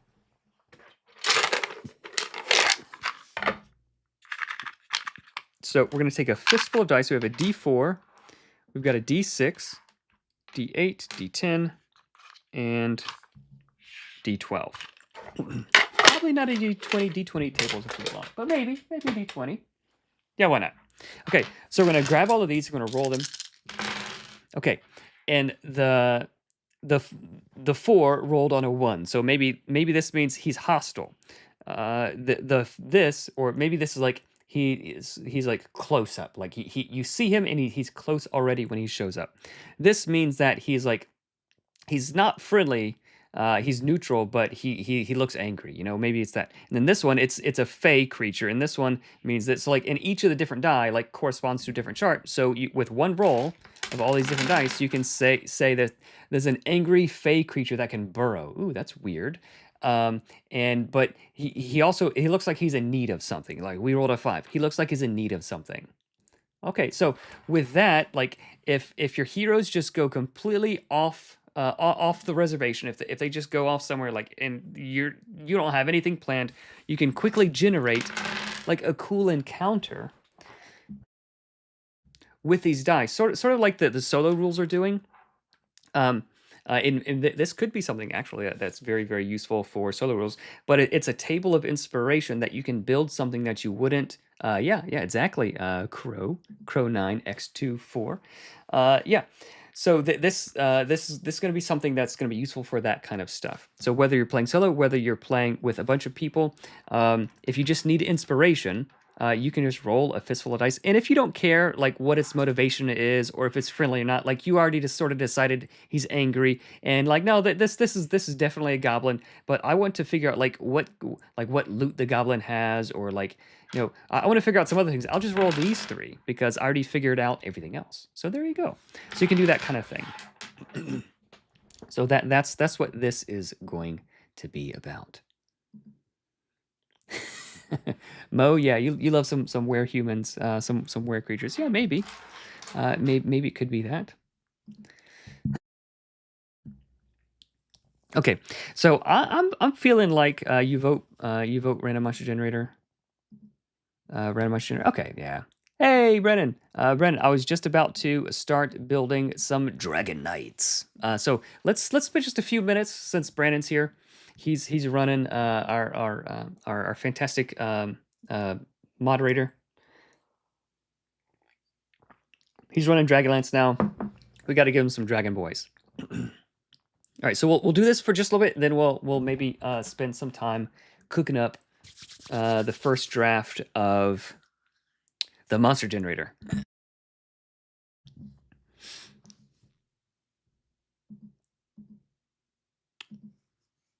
Croy, all right, good to have you here, Croy. What about a loot generator for beating enemies, opening chests, etc.? Yeah, actually, so funny you mentioned that. So I think are giants in here? Giants. Okay, so this is one of the drafts. So yes, so I'm planning currently on all of the all. I'm planning on at least some or many of the monsters having a loot table. So for instance, we have this cool giant here, and when the giant is defeated, you can roll 2d6. So let's just go and roll 2d6 and see what we get. Bam. So we got a 5 and a 6. Actually, is it 2d6? No, roll 1d6. We got a 3. All right, so let's go back here. So we got a 3. So he drops. So this goblin. Oh no. So yeah, you have to add him up. So 5 and a 6. Ooh, that was good. So this hill giant that we just killed, he had a tower shield on him. He was using it as a bracer. And that tower shield grants you +6 armor, but it does require 3 strength. And then, oh, you know what? It is emblazoned with a crest of the Dragon Knights. Whoa! How cool is that? So, so yes, the different monsters, maybe certain monsters will have their own unique table, but like maybe the goblins will, like the goblin group will have a table.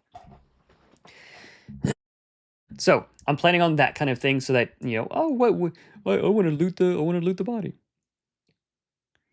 I have no idea. I don't know anything about Dragonlance either, but he told me that he needed. Yeah, it would be a lot cooler if you could. He told me he needed some Dragon Knights.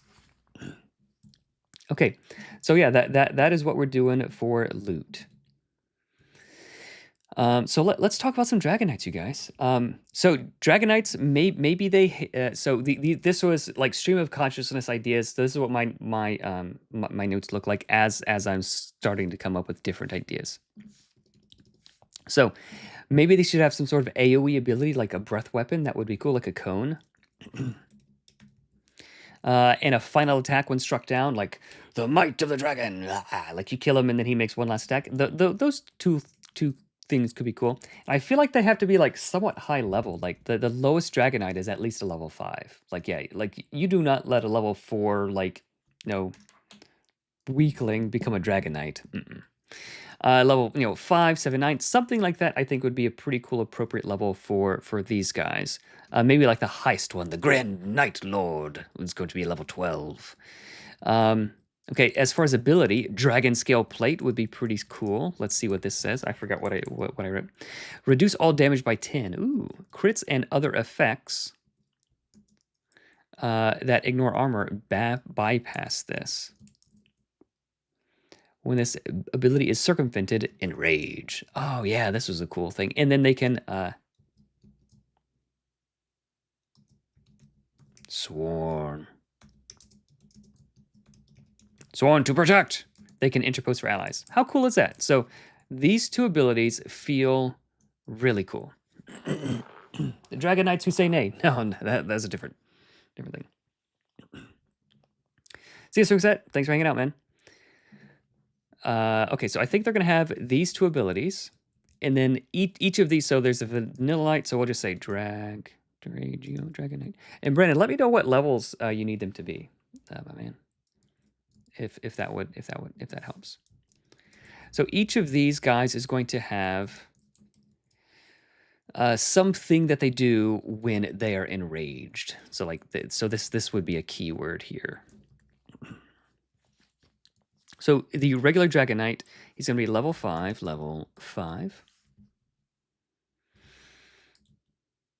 and let's just grab the base stats here.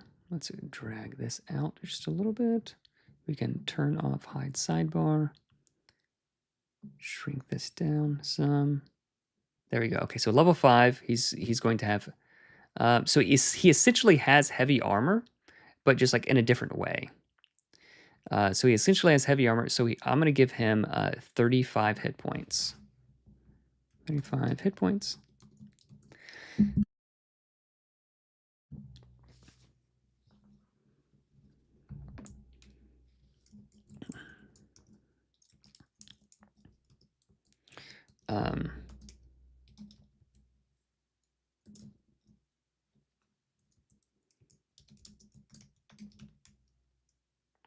When enraged, deal 5. Cone 2, deal 5 damage. Yeah, something like that, maybe. And then his attack, what's his damage going to be? What about Dragon Knights that rides non-dragon monsters like a Sphinx or Hydra? Cool idea. Some for level 3 right now. All right, well we'll have a Dragon Knight Squire.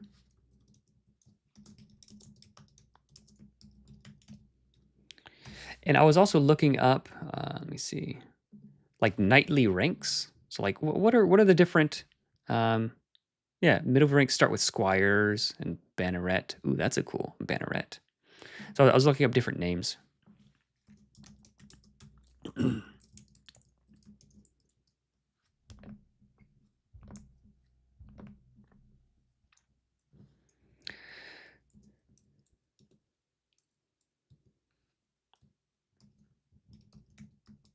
Squires.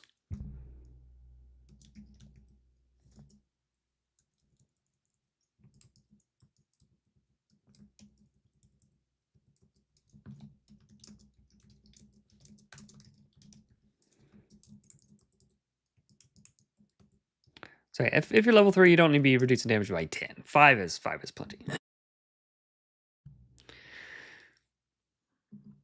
Shield Bearer, yeah, that's cool. That's a cool name.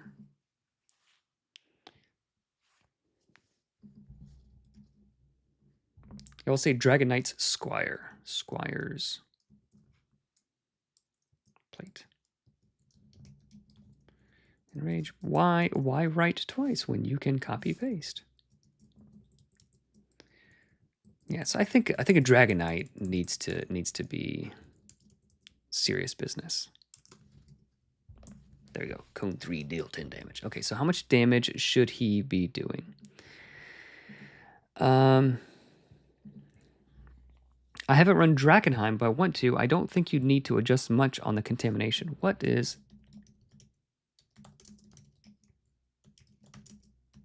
Drakenheim contamination effect?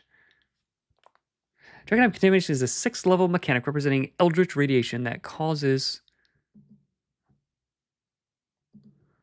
Okay, level 1, no effect. Regain hit points from half...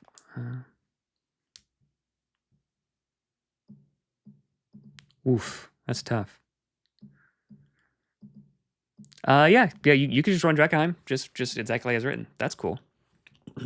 If you want to play that kind of game, you definitely could. You run Drakenheim and Nimble.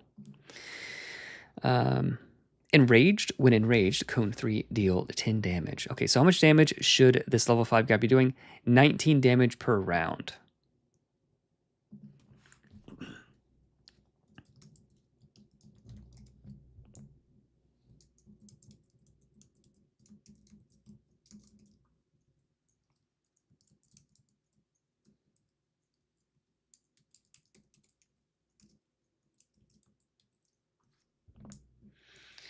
Okay, so he's going to have Sword of Glory. Sword of Glory! And 19 damage per round. So we're actually going to drop it down to like 15, since a lot of his damage is going to be coming from Enrage. So it's going to be 1d8. So 2d8 plus 6. 2d8 plus 6. And actually, instead of 2d8 plus 6, it's going to be 1d8 plus 10. Okay, so anytime you can have like one die, it's easier. You don't have to add anything up. And then adding 10 is just way easier. And if there's 10 here and 10 here, like this monster just becomes way, way easier to run. So I have to keep fewer numbers in my head. 1d8 plus 10. Enrage, take 10 damage. And instead of just deal 10 damage, so that is fast. That is fast, but just taking 10 is fast, but it's a little bit unfun. Let's do 1d20 damage. That's kind of fun. 1d20 damage. No, maybe that's too much. Let's say 1d12. I'm going back and forth, you guys. So how often is Enrage going to happen? Crits and other effects that ignore armor bypass this. So he doesn't have very many hit points. So like he's going to be able to do this like once. 1d20. Executive decision. Cool.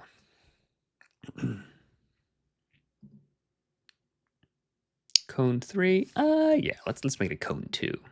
So there's different knobs. So like we're increasing to 1d20 damage. So it has a possibility of dealing 20. So we don't want to be dealing like 20 damage to like all of the heroes. So we're going to drop it back just a little bit. Just a little bit.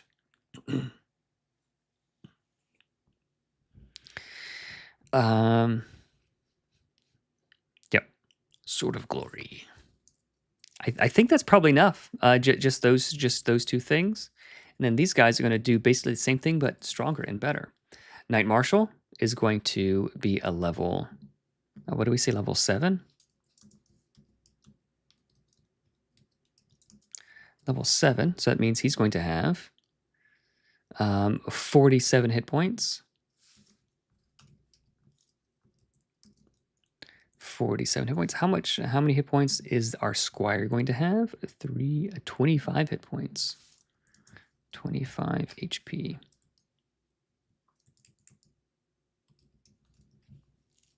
All right, yeah. So squire, he only deals 1d10. This guy deals 1d20. Yeah. And we do have to give the squire an attack. And let's copy this. Paste it there. Bam. Okay, so the squire is going to be dealing less damage. So we have this guy dealing what, 14 we said? So 2 steps down. So instead of 15, like he's supposed to, well, he'll deal 11. So we're just going down 2 steps. So 11 damage is going to be 1d8 plus 5. Yeah. So I don't like having a 5 here, and a 10 here. I don't love that.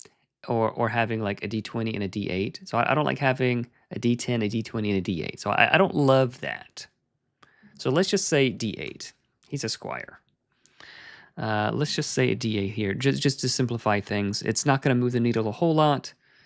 He's a squire. He's not a big boy. 5e is like Windows, Nimble is like Linux. Yeah, maybe. Like a steam machine. What about a Dragonite that rides a blink dragon? The blink ability. It's a cool idea. Do crits go through the squire's plate ability like armor? Yes. Yeah. So as above, but 5 instead. Yeah. So this is quick and dirty. So yeah.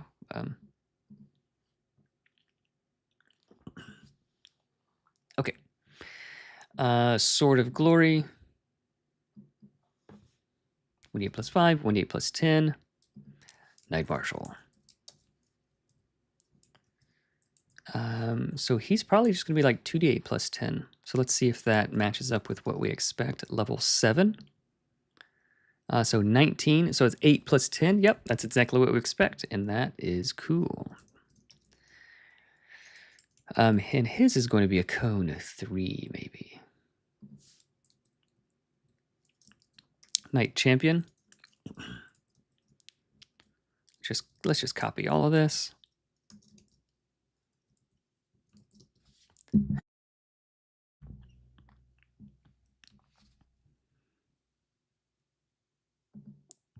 Nimble is Linux, but if it just worked and you didn't have to copy paste command lines, you found a Reddit shirt of Bluetooth speaker. Yeah, I don't think Nimble is Linux. I think Nimble is maybe like Mac OS, back before they added a bunch of garbage. Yeah, no worries.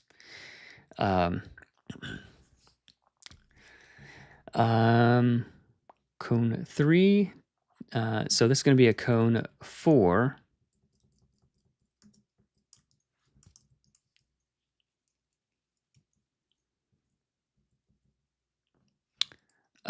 Sword of Glory. So Knight Champion is going to be level 9. So this might be 3d8 damage. Level 9, 28 damage per round. So we want it to be 24 damage per round. So let's say 3d8 plus 10.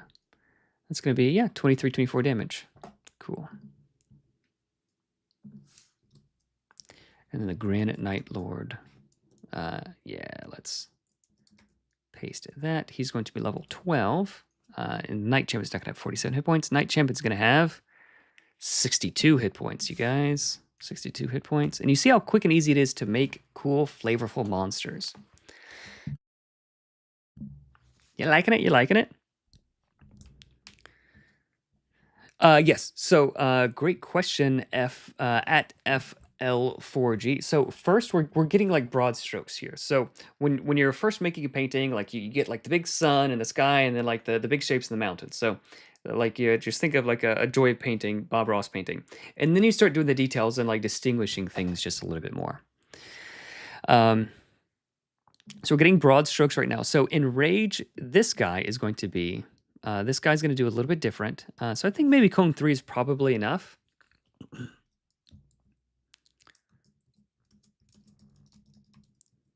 So he gets to roll with advantage. And then the Granite Lord is going to be just a little bit different. And then maybe we can like take inspiration from this.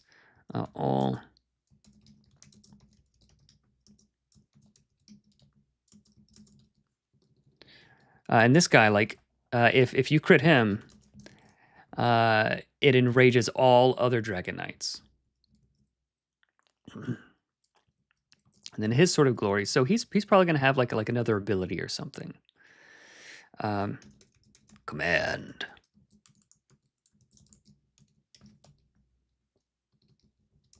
Oh, baby.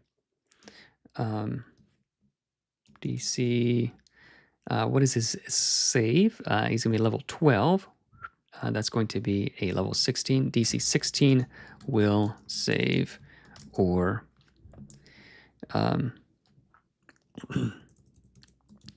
Move. Spend 1 movement for an enemy on a failed DC 16 will save.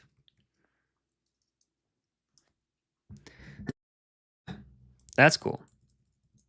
So he's taking one of your actions, and you can make him walk, make someone walk to you, or like make someone like move out of interpose range.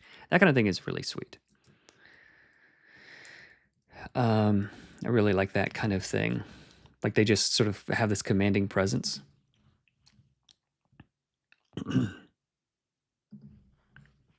Yeah. Hi, I'm Nimble. Hi, I'm D&D. that's yeah.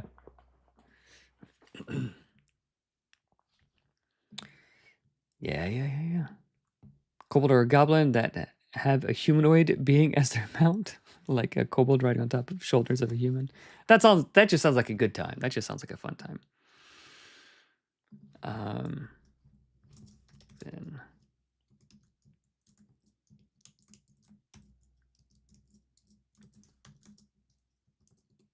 yeah, this guy is very net. So he has more than 47 hit points. Level 12, he's going to have 89 hit points. 89. I feel like his damage isn't going to go up because a lot of his damage is coming from enrage, and then he's doing this obey me. And then they can interpose for each other. So this is going to be a pretty tough group to fight.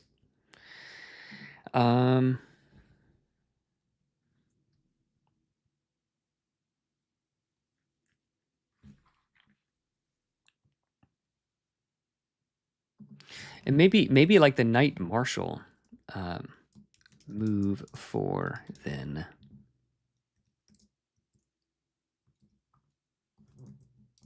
Yeah, maybe the Knight Marshal. He's a marshal, right? He can move a little bit. He's a little bit mobile.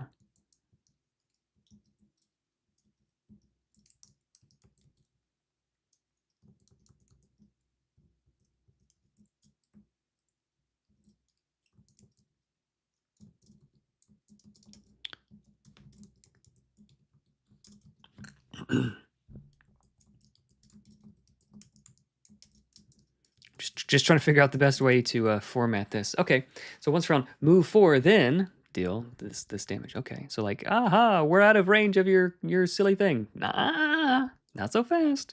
Okay, what can the champion do? What can the champion do?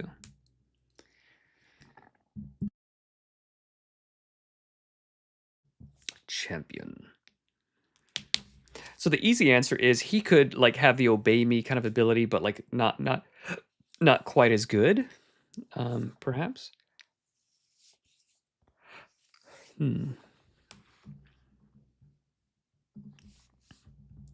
Does Mythic Bastion have cool flavor text? Should we look at it? If you have it and would like to direct me to a page, then I'd be happy to look at it and use it for inspiration. Chris McDowell is such a cool guy. He doesn't know it, but I'm a big fan of his, and he's a big inspiration. Let's see. Physical desk, and let's. There we go. Let's zoom out manually. Or just open it up. Oh, there's a big book. Let's zoom in. O scaled one, vernal, portenter o decay, O fang, O roaring ruin, sunrise, O final day. Ah! Oh, such good stuff. From Sluggle Umbrage knit. Oh, the ogre. From Sluggle Umbrage knit a gastrel, beckoned in grill and grim. By him the cursed king of glory day seem a way less dim. I don't really know what that one means. With ring alone, head dreams of home. With rings a-two, heart longs to roam. Aw. Yeah, there are some cool things in this book. the Rune Knight. Under gleam of lumen light, in skin or stone a scratch, strands of fate and path unveiled, a starry scrawl to match. Oh, I do like that a lot. I do like that a lot. If you guys have not bought everything that that Chris McDowell has done, you're doing it wrong. you're just doing it wrong. Knight Champion. I don't think they would have an elemental blade necessarily. They're just like stubborn dragons.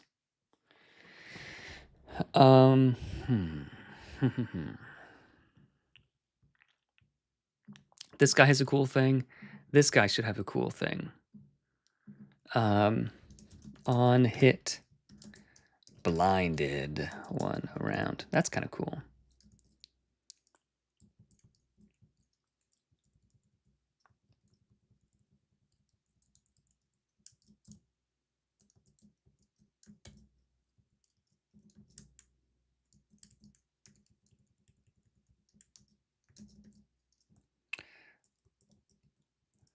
Okay. Yeah, that's neat. Sword of Glory. Dragon Knight. Squire's Plate.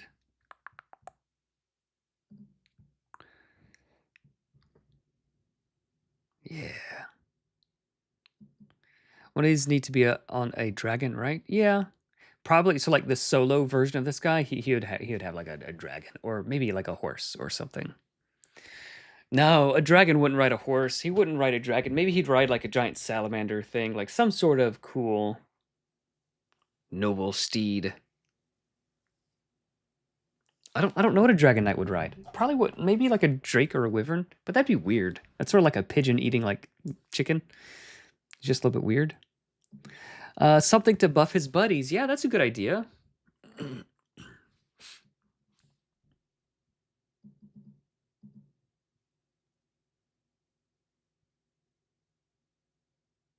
That is a good idea.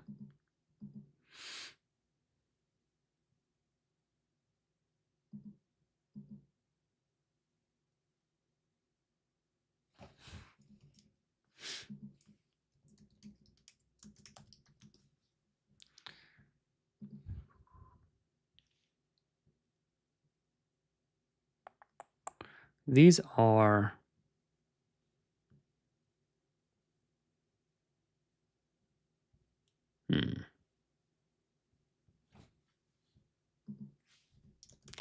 So like I'm thinking like Dragonborn Knights. Like these are this guy, like but cooler. Like that guy. Yeah, so these are Dragonborn Knights. So this is what we're designing currently. Yeah, that dude.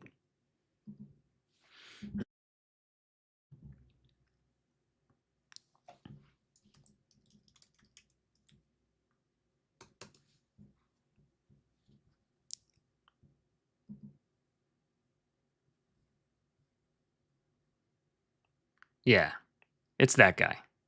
Or like, I think that's Lord Soth. I don't know. These are Dragon Boys, and they're knights, and they're cool. That's what they are. They could be in like art would clarify that, but these are Dragon Boys, like Dragonborn creatures.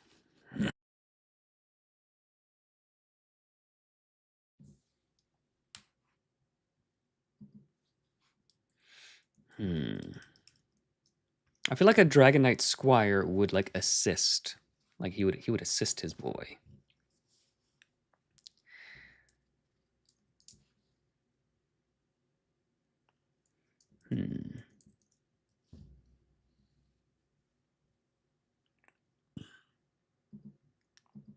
That's right. It's sweet. Okay, I think these are far enough along to where I'm happy with it. Let's talk about the thingy. Let's talk about the random monster generator. Wow, guys, we're at 817 already. That's amazing. We're at 817 520. Yeah, that's crazy. Let's check out the thing. Let's see how we're looking. Yeah, we're I don't know, guys. Nimble Namacon. It's possible. It's not likely, but it's possible. It's definitely possible.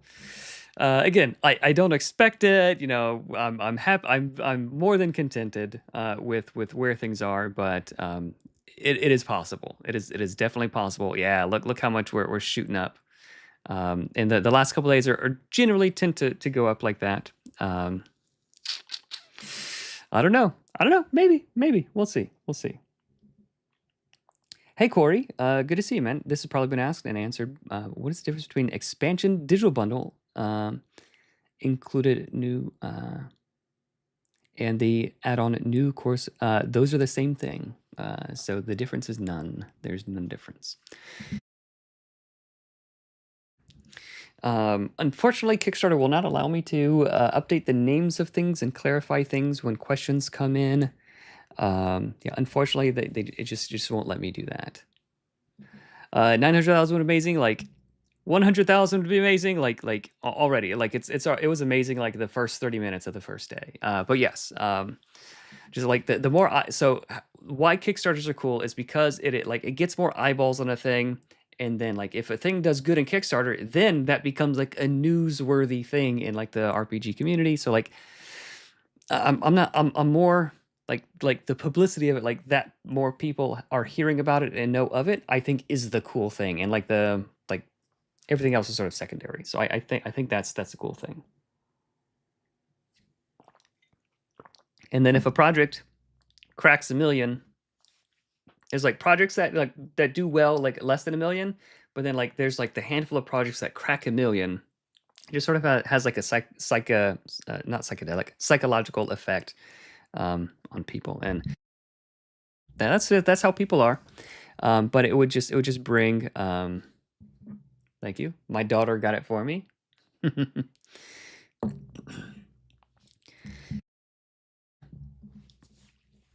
So I hope it doesn't come across as greedy or anything like that, because I'm very well contented with all of this. So let's Temerie, famous with Napoleon. Yeah, I saw that. I saw that. That did look pretty cool. That is on Kickstarter now, you guys. That is definitely on Kickstarter now. If you guys want to check that out. Okay, let's talk about the random monster generator.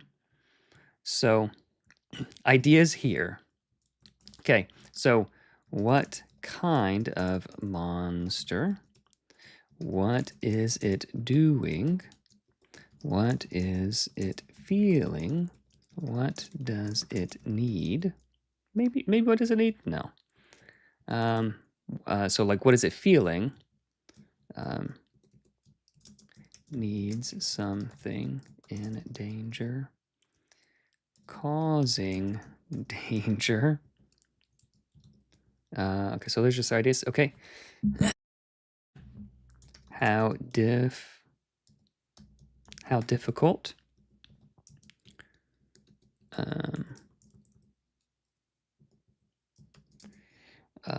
Easy, medium, hard. How difficult is the encounter? What else? What ability does it have? What ability does it have? What is it doing? I think that like what if it's doing is probably its goal, or what it needs is its goal, maybe. Okay, so those are some of the initial. How far is it? How far is it? Close.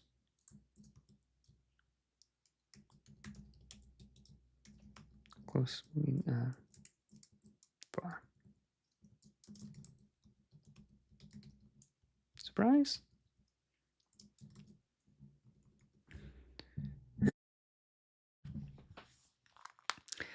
Ooh, a weakness. Weakness. Literal. Fire, water, or gold. Or sweets.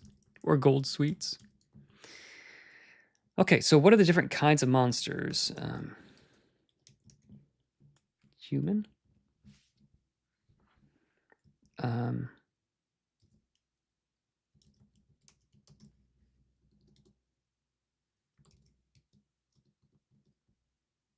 Claw, Goblin, Weed, Fey, Fiend, Insectile, Beast,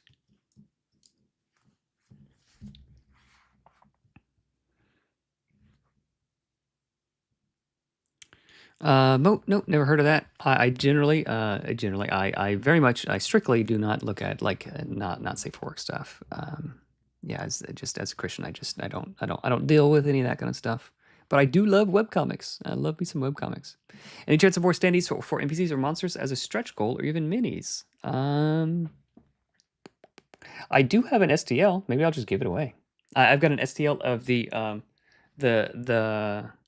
if I had it, I'd show you the Manticore from the front, from the cover art of the core rules. I've got an STL of that guy. Ooh, Construct, yep.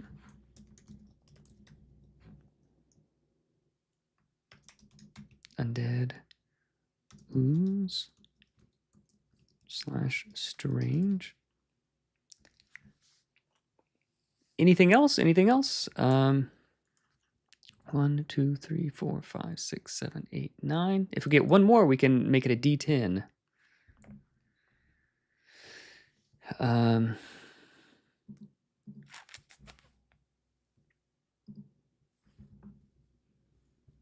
I think Goblinoid is maybe not the best thing. Celestial Fiend. Yeah, Fey. Human Elf, Goblinoid. Kobold. Gnoll. Ooh, Giant. There we go. All right, we did it. Angel, yeah, Celestial. Beast. Fey.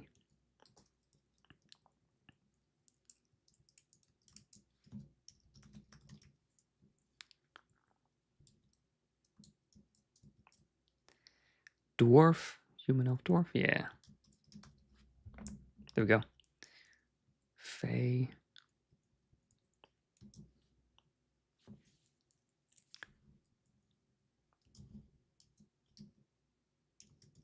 Fey. Giant or Draconic? Yeah, that'd be pretty nasty. Undead. Let's look through the GM guide. Actually, I think I have it open here already. Let's look through the GM guide and just get some inspiration. Kobold, Bandits, Snake, Beast, Hill and Field, Bulette, Beast, Warg, Hill Giant, Troll, Fey, Troll, Fey or Troll, Forest, ooh, Plant, Insectile, or Plant. So if you're somewhere where it doesn't make sense that there's plants or insects, then you could pick the other one. Beast or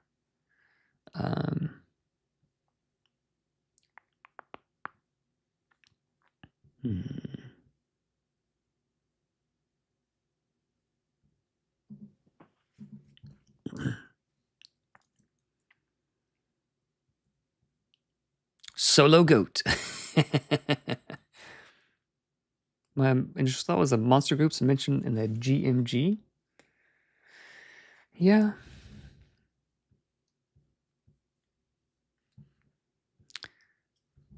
Kobolds, Goblins, Bandits, Dungeon Denizens, Mimics, Sturges, Oozes. I want to keep them like a little bit vague. Let's do Construct / Ooze. We can do Aberrations.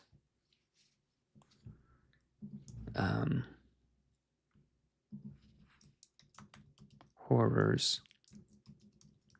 A spooky thing or an aberration.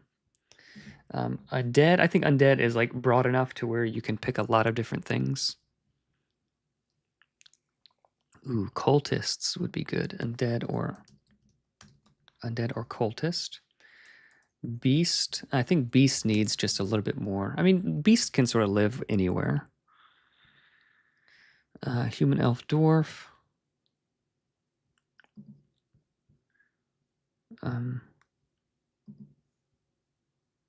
What could we go? What could beasts go with? What could beasts go with? I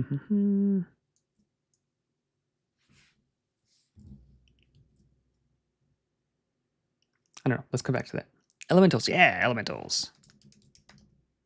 Thank you.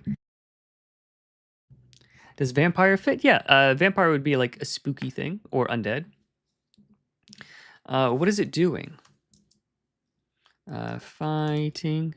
F-I-G-H-T-I. Fighting, sleeping. Fighting, sleeping, working, hunting. What is it? Lost? Monstrosities? Yeah, monstrosities are basically like multiple beasts mushed together.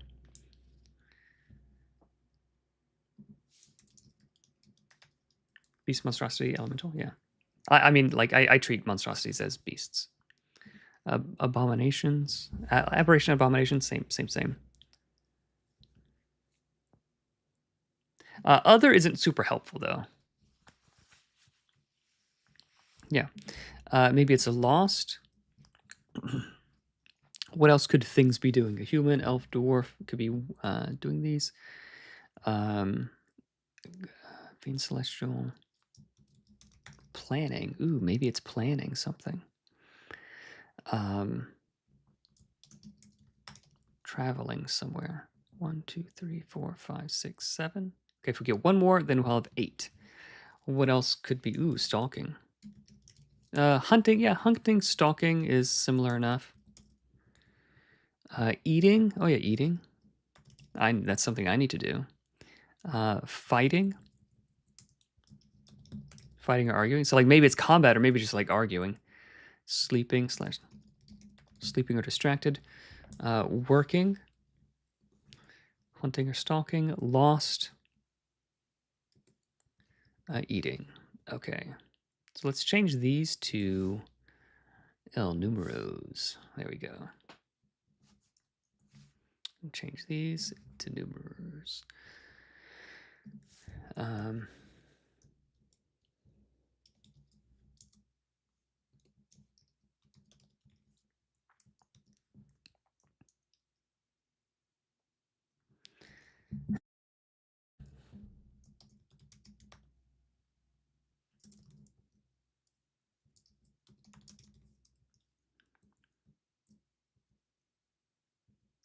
Angry, hostile.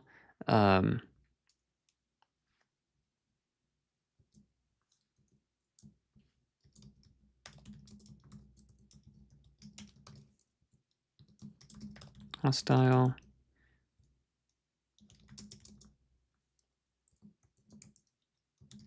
Could be placated. Neutral for now.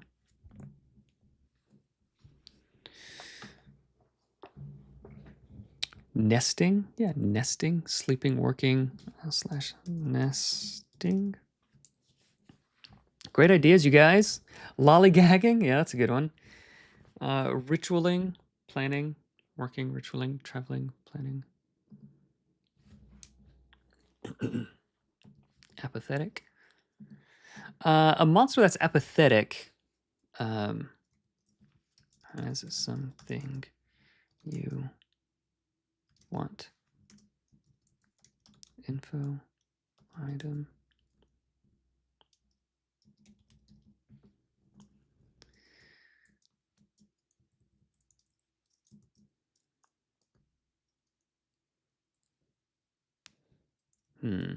I like this one, like causing danger, because it sort of leaves it open to like, if a plant is causing danger, or if a human is causing danger, like those are two different things. Like maybe the plant is on fire, and that's why it's causing danger, and is running around catching the rest of the forest on fire. So I like having it sort of be open. Neutral, friendly.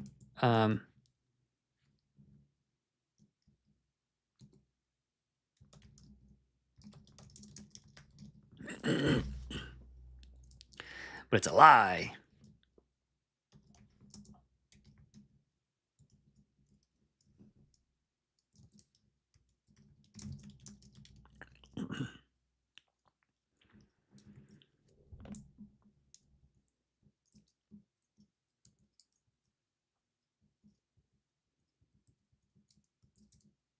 So it's not what is it feeling. This would be what kind of interaction?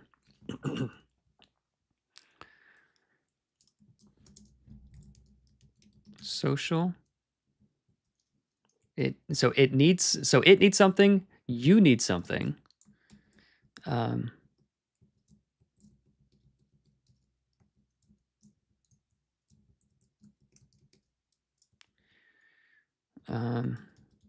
I think these are going to be two different things.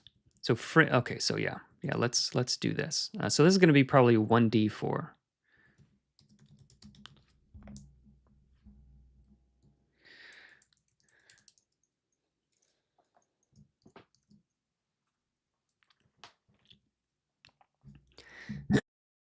Okay, so 1d6. Okay, so let's do 1d6. So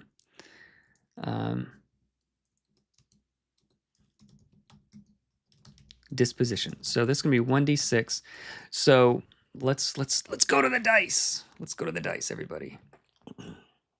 So this. So this is primarily a combat game, right? Because like you don't want to come up to every creature and every creature's friendly. Like, okay, like it'd be nice to live there, but it's you're not getting a babysitter to talk to friendly creatures.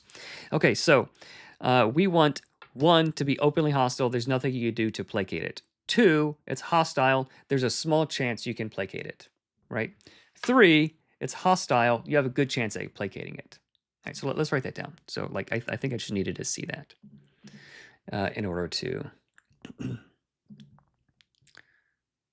4. I don't want this to. I want this to start at 1.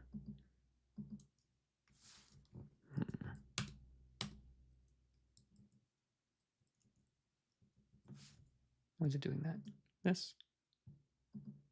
Why are you acting that way?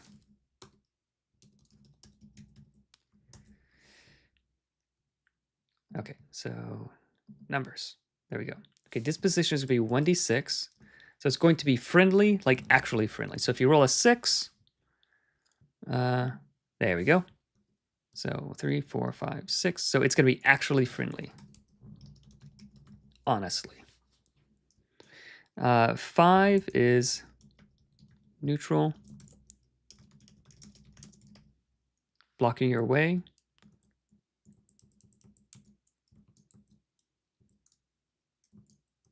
Hindering you somehow. You know what? I bet Daniel and Joe, who are making the solo rules, already have this kind of thing. But it's gonna be interesting for me to see like what they have and like what I've come up with.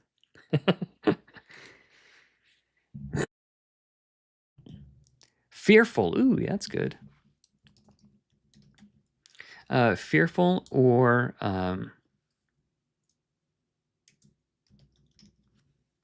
fearful or neutral. Neutral.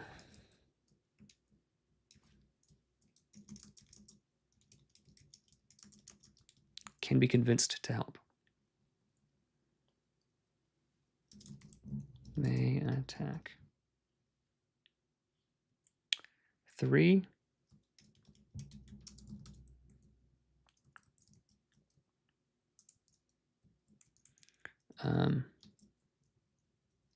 I do like that.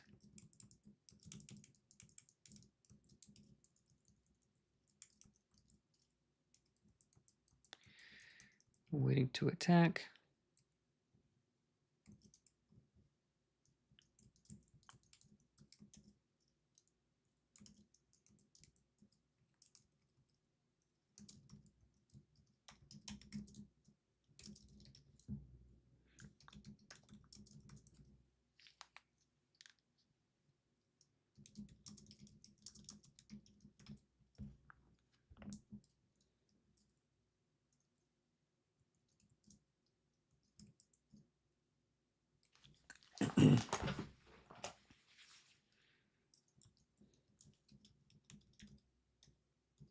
Duplicitous.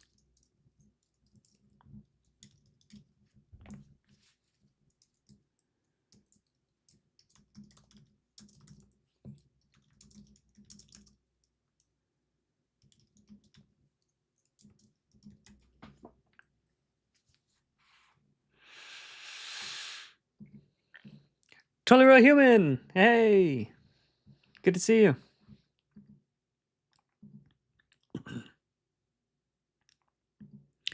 So if you roll like a 1 here and a 1, like how close it is, like close, I think then you'd be surprised. So let's do close, like the distance. This is going to be D4. Okay, 1. Yeah, you're surprised. Right behind you. Surprise. Medium.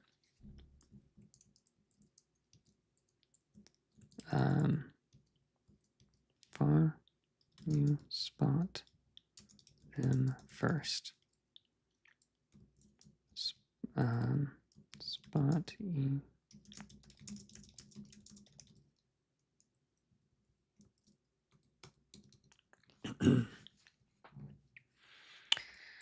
Okay, so I think combat should be like the lean in toward like 3 or 4 out of the things should be good, and then like 5 and 6 are just truly good. So I think those are the numbers.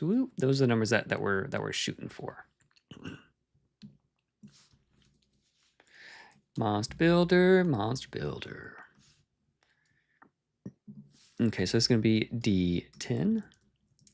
1D10. What's it doing? 1D8. What kind of interaction? 1D4.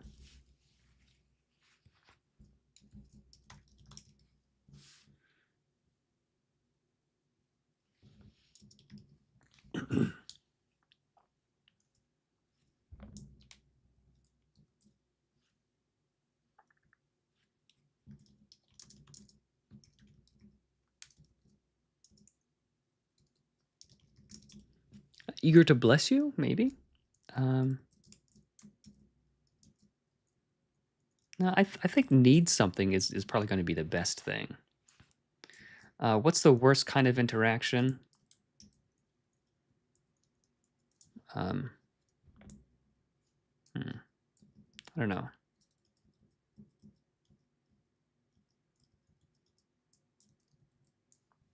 I don't know. Let's come back to that one. Disposition.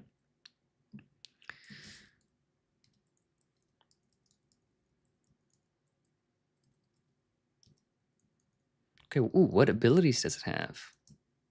Ooh, and then how difficult it is. So I think the difficulty might be 1D4.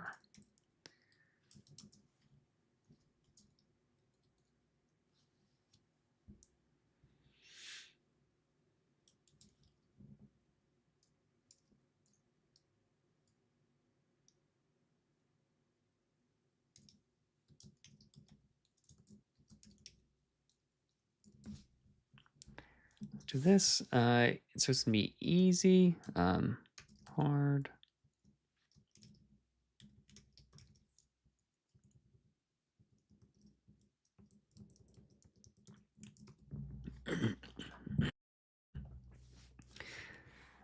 Interaction, intimidate you. Yeah, it would be nice to use it less dice, maybe. So something. Okay, maybe. It feels very different to. Fearful feels very different to duplicitous. So it would be like you would choose one or the other, right? So if like it doesn't make sense that this thing would be fearful, maybe this thing is duplicitous. Like it's all going to change, obviously, as well.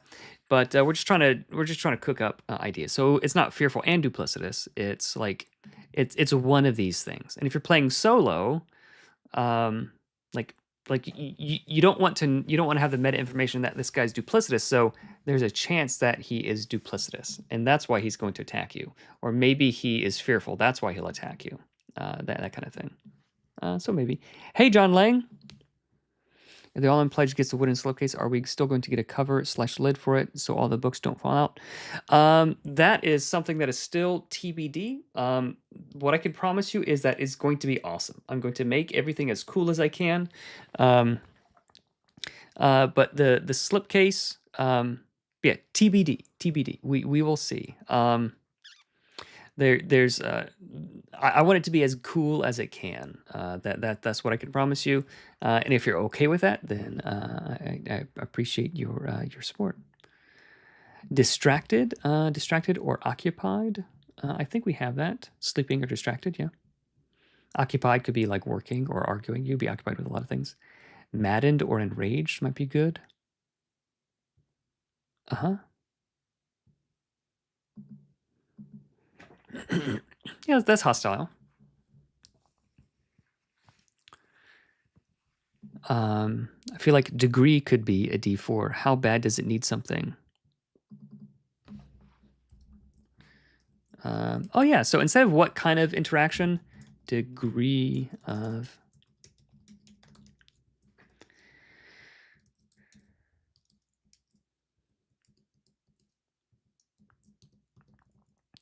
Yeah, so maybe it's that. Maybe it's something like that. So it's just like a knob, like a difficulty knob.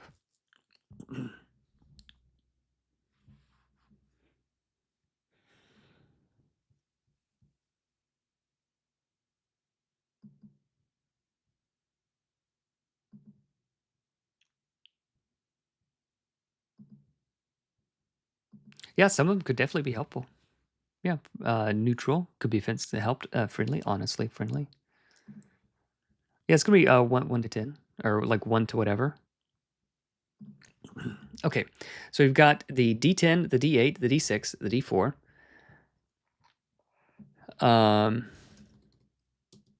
And then I think like a D12. Oh, a D12. D12. What could the D12 be? Like maybe what ability it has.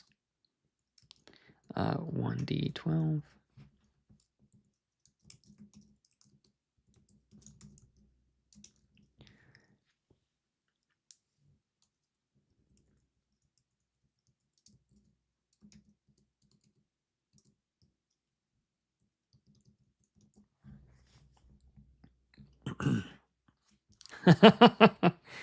Yeah, fingers crossed for good conversion rates, my man.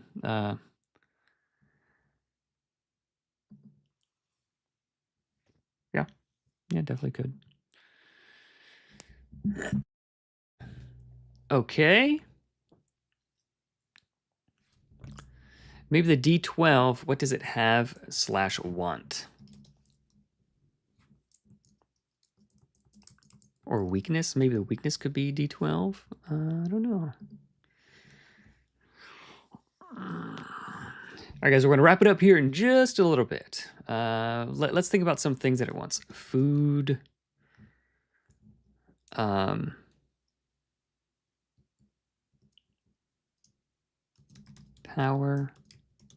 Information.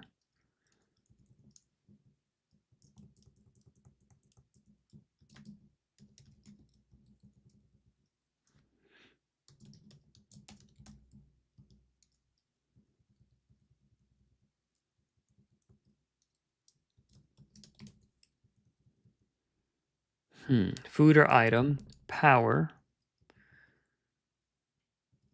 Information. Shiny. Shiny is not really a thing. Kobold brain. Vibes. Let's just add another one with random things. Shiny. Fast. I'm going to roll these dice to make the monster, then reference the monster builder for... Yeah, so this is like... You expected all the heroes to go this way, but they went this way, and you need some encounter, so you can just grab a fistful of dice and like here's immediate inspiration. Or if you're building if you're building an encounter, if you're just building an encounter like while you're prepping, and you're like, I wonder if I could like create some cool ideas, like an idea generator. Roll this, and like, bam, you have like a bunch of ideas. Bloodlust. Equipment. Dig.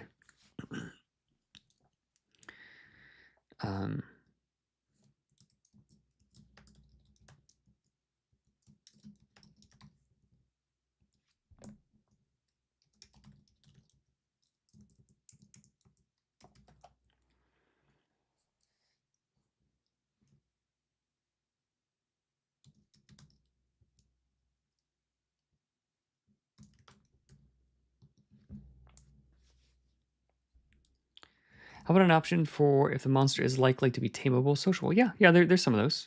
There's some of those up here. Want to know what it would make this faster the next stretch goal? Yeah. Yeah, just machine gun them out there, man. Just like just put in a bunch of words. Feel free to do that.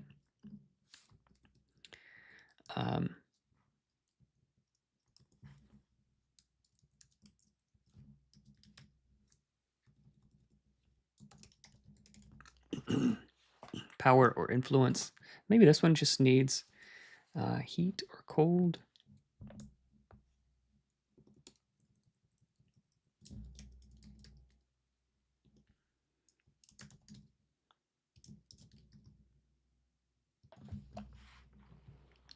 Special attack on D12, like on crit.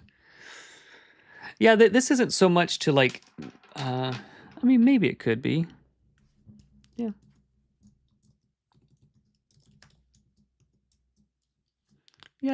Yeah. You know what? I'm disagreeable, but I can be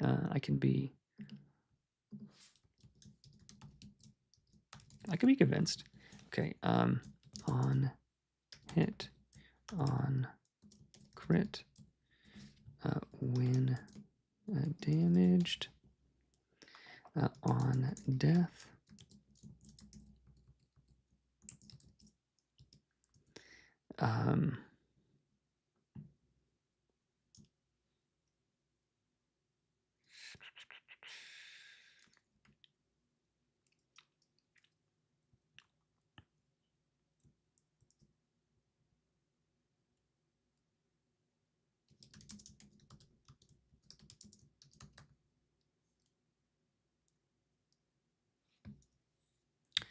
an option for how it charges up its attack.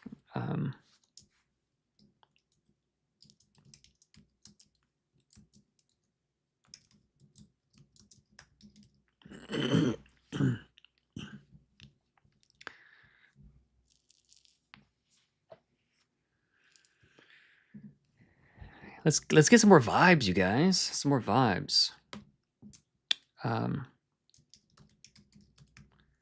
Friendship and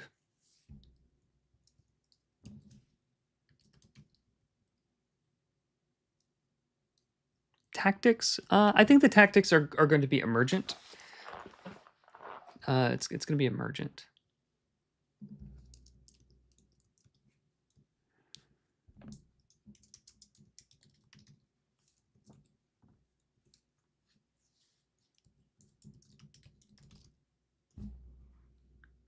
Encounter objective chase steal item. I think that might be emergent also.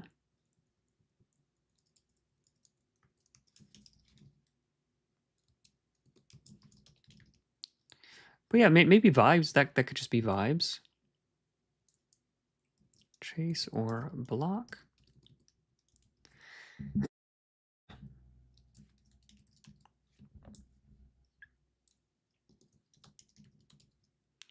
Rivalry, that's a cool one.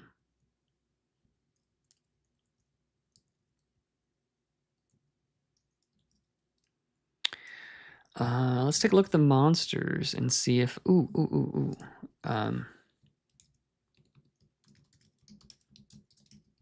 restrain or grapple, poison / daze. Let's give him some abilities where he can apply some conditions. Let's go to the rulebook. Actually, let's go to the more recent, prettier version of the rulebook.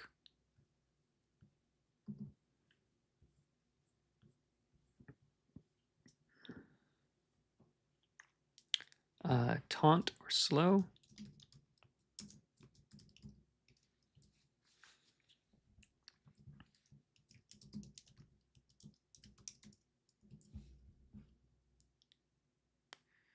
Prone.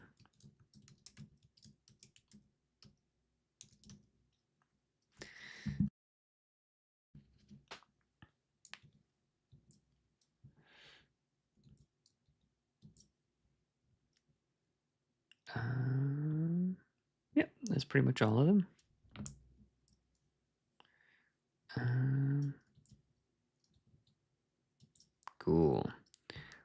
weakness. Oh, push the wrong button. Weakness can be charmed, fall in love.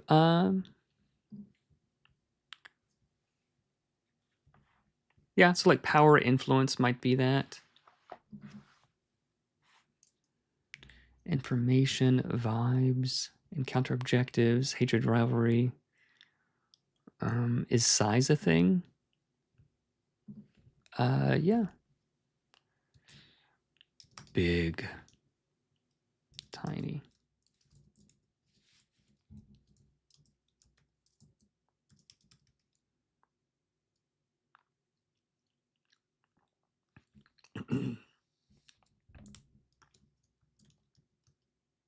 Prowl. On the prowl.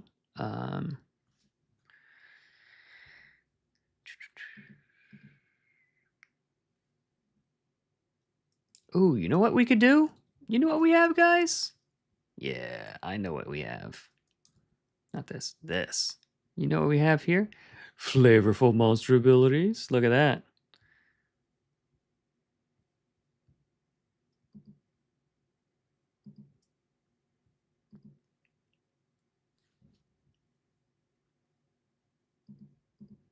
Yeah, we can add some of these guys. That would be cool. All right, guys, my brain is starting to go all fuzzy. Thank you so much for hanging out. I think we're going to call it there. We're at 8, 8, 17, 520. That's amazing. Wow, it just jumped up. We're at 8, 18, 849. That's even more amazing. Thank you so much, guys, for hanging out. I hope you've enjoyed hanging out with me, making some cool monsters. Keep an eye out on the Discord. You can go to nimblerpg.com/Discord to get a link to the Discord. And I will be putting the new monsters that we just designed. Where are they? The new monsters we just put together. The cool elemental things, as well as that weird, silly stack of 3 kobolds up. I'll be putting those up on the Discord for free for all the Discord members. So thank you so much for hanging out, you guys. It has been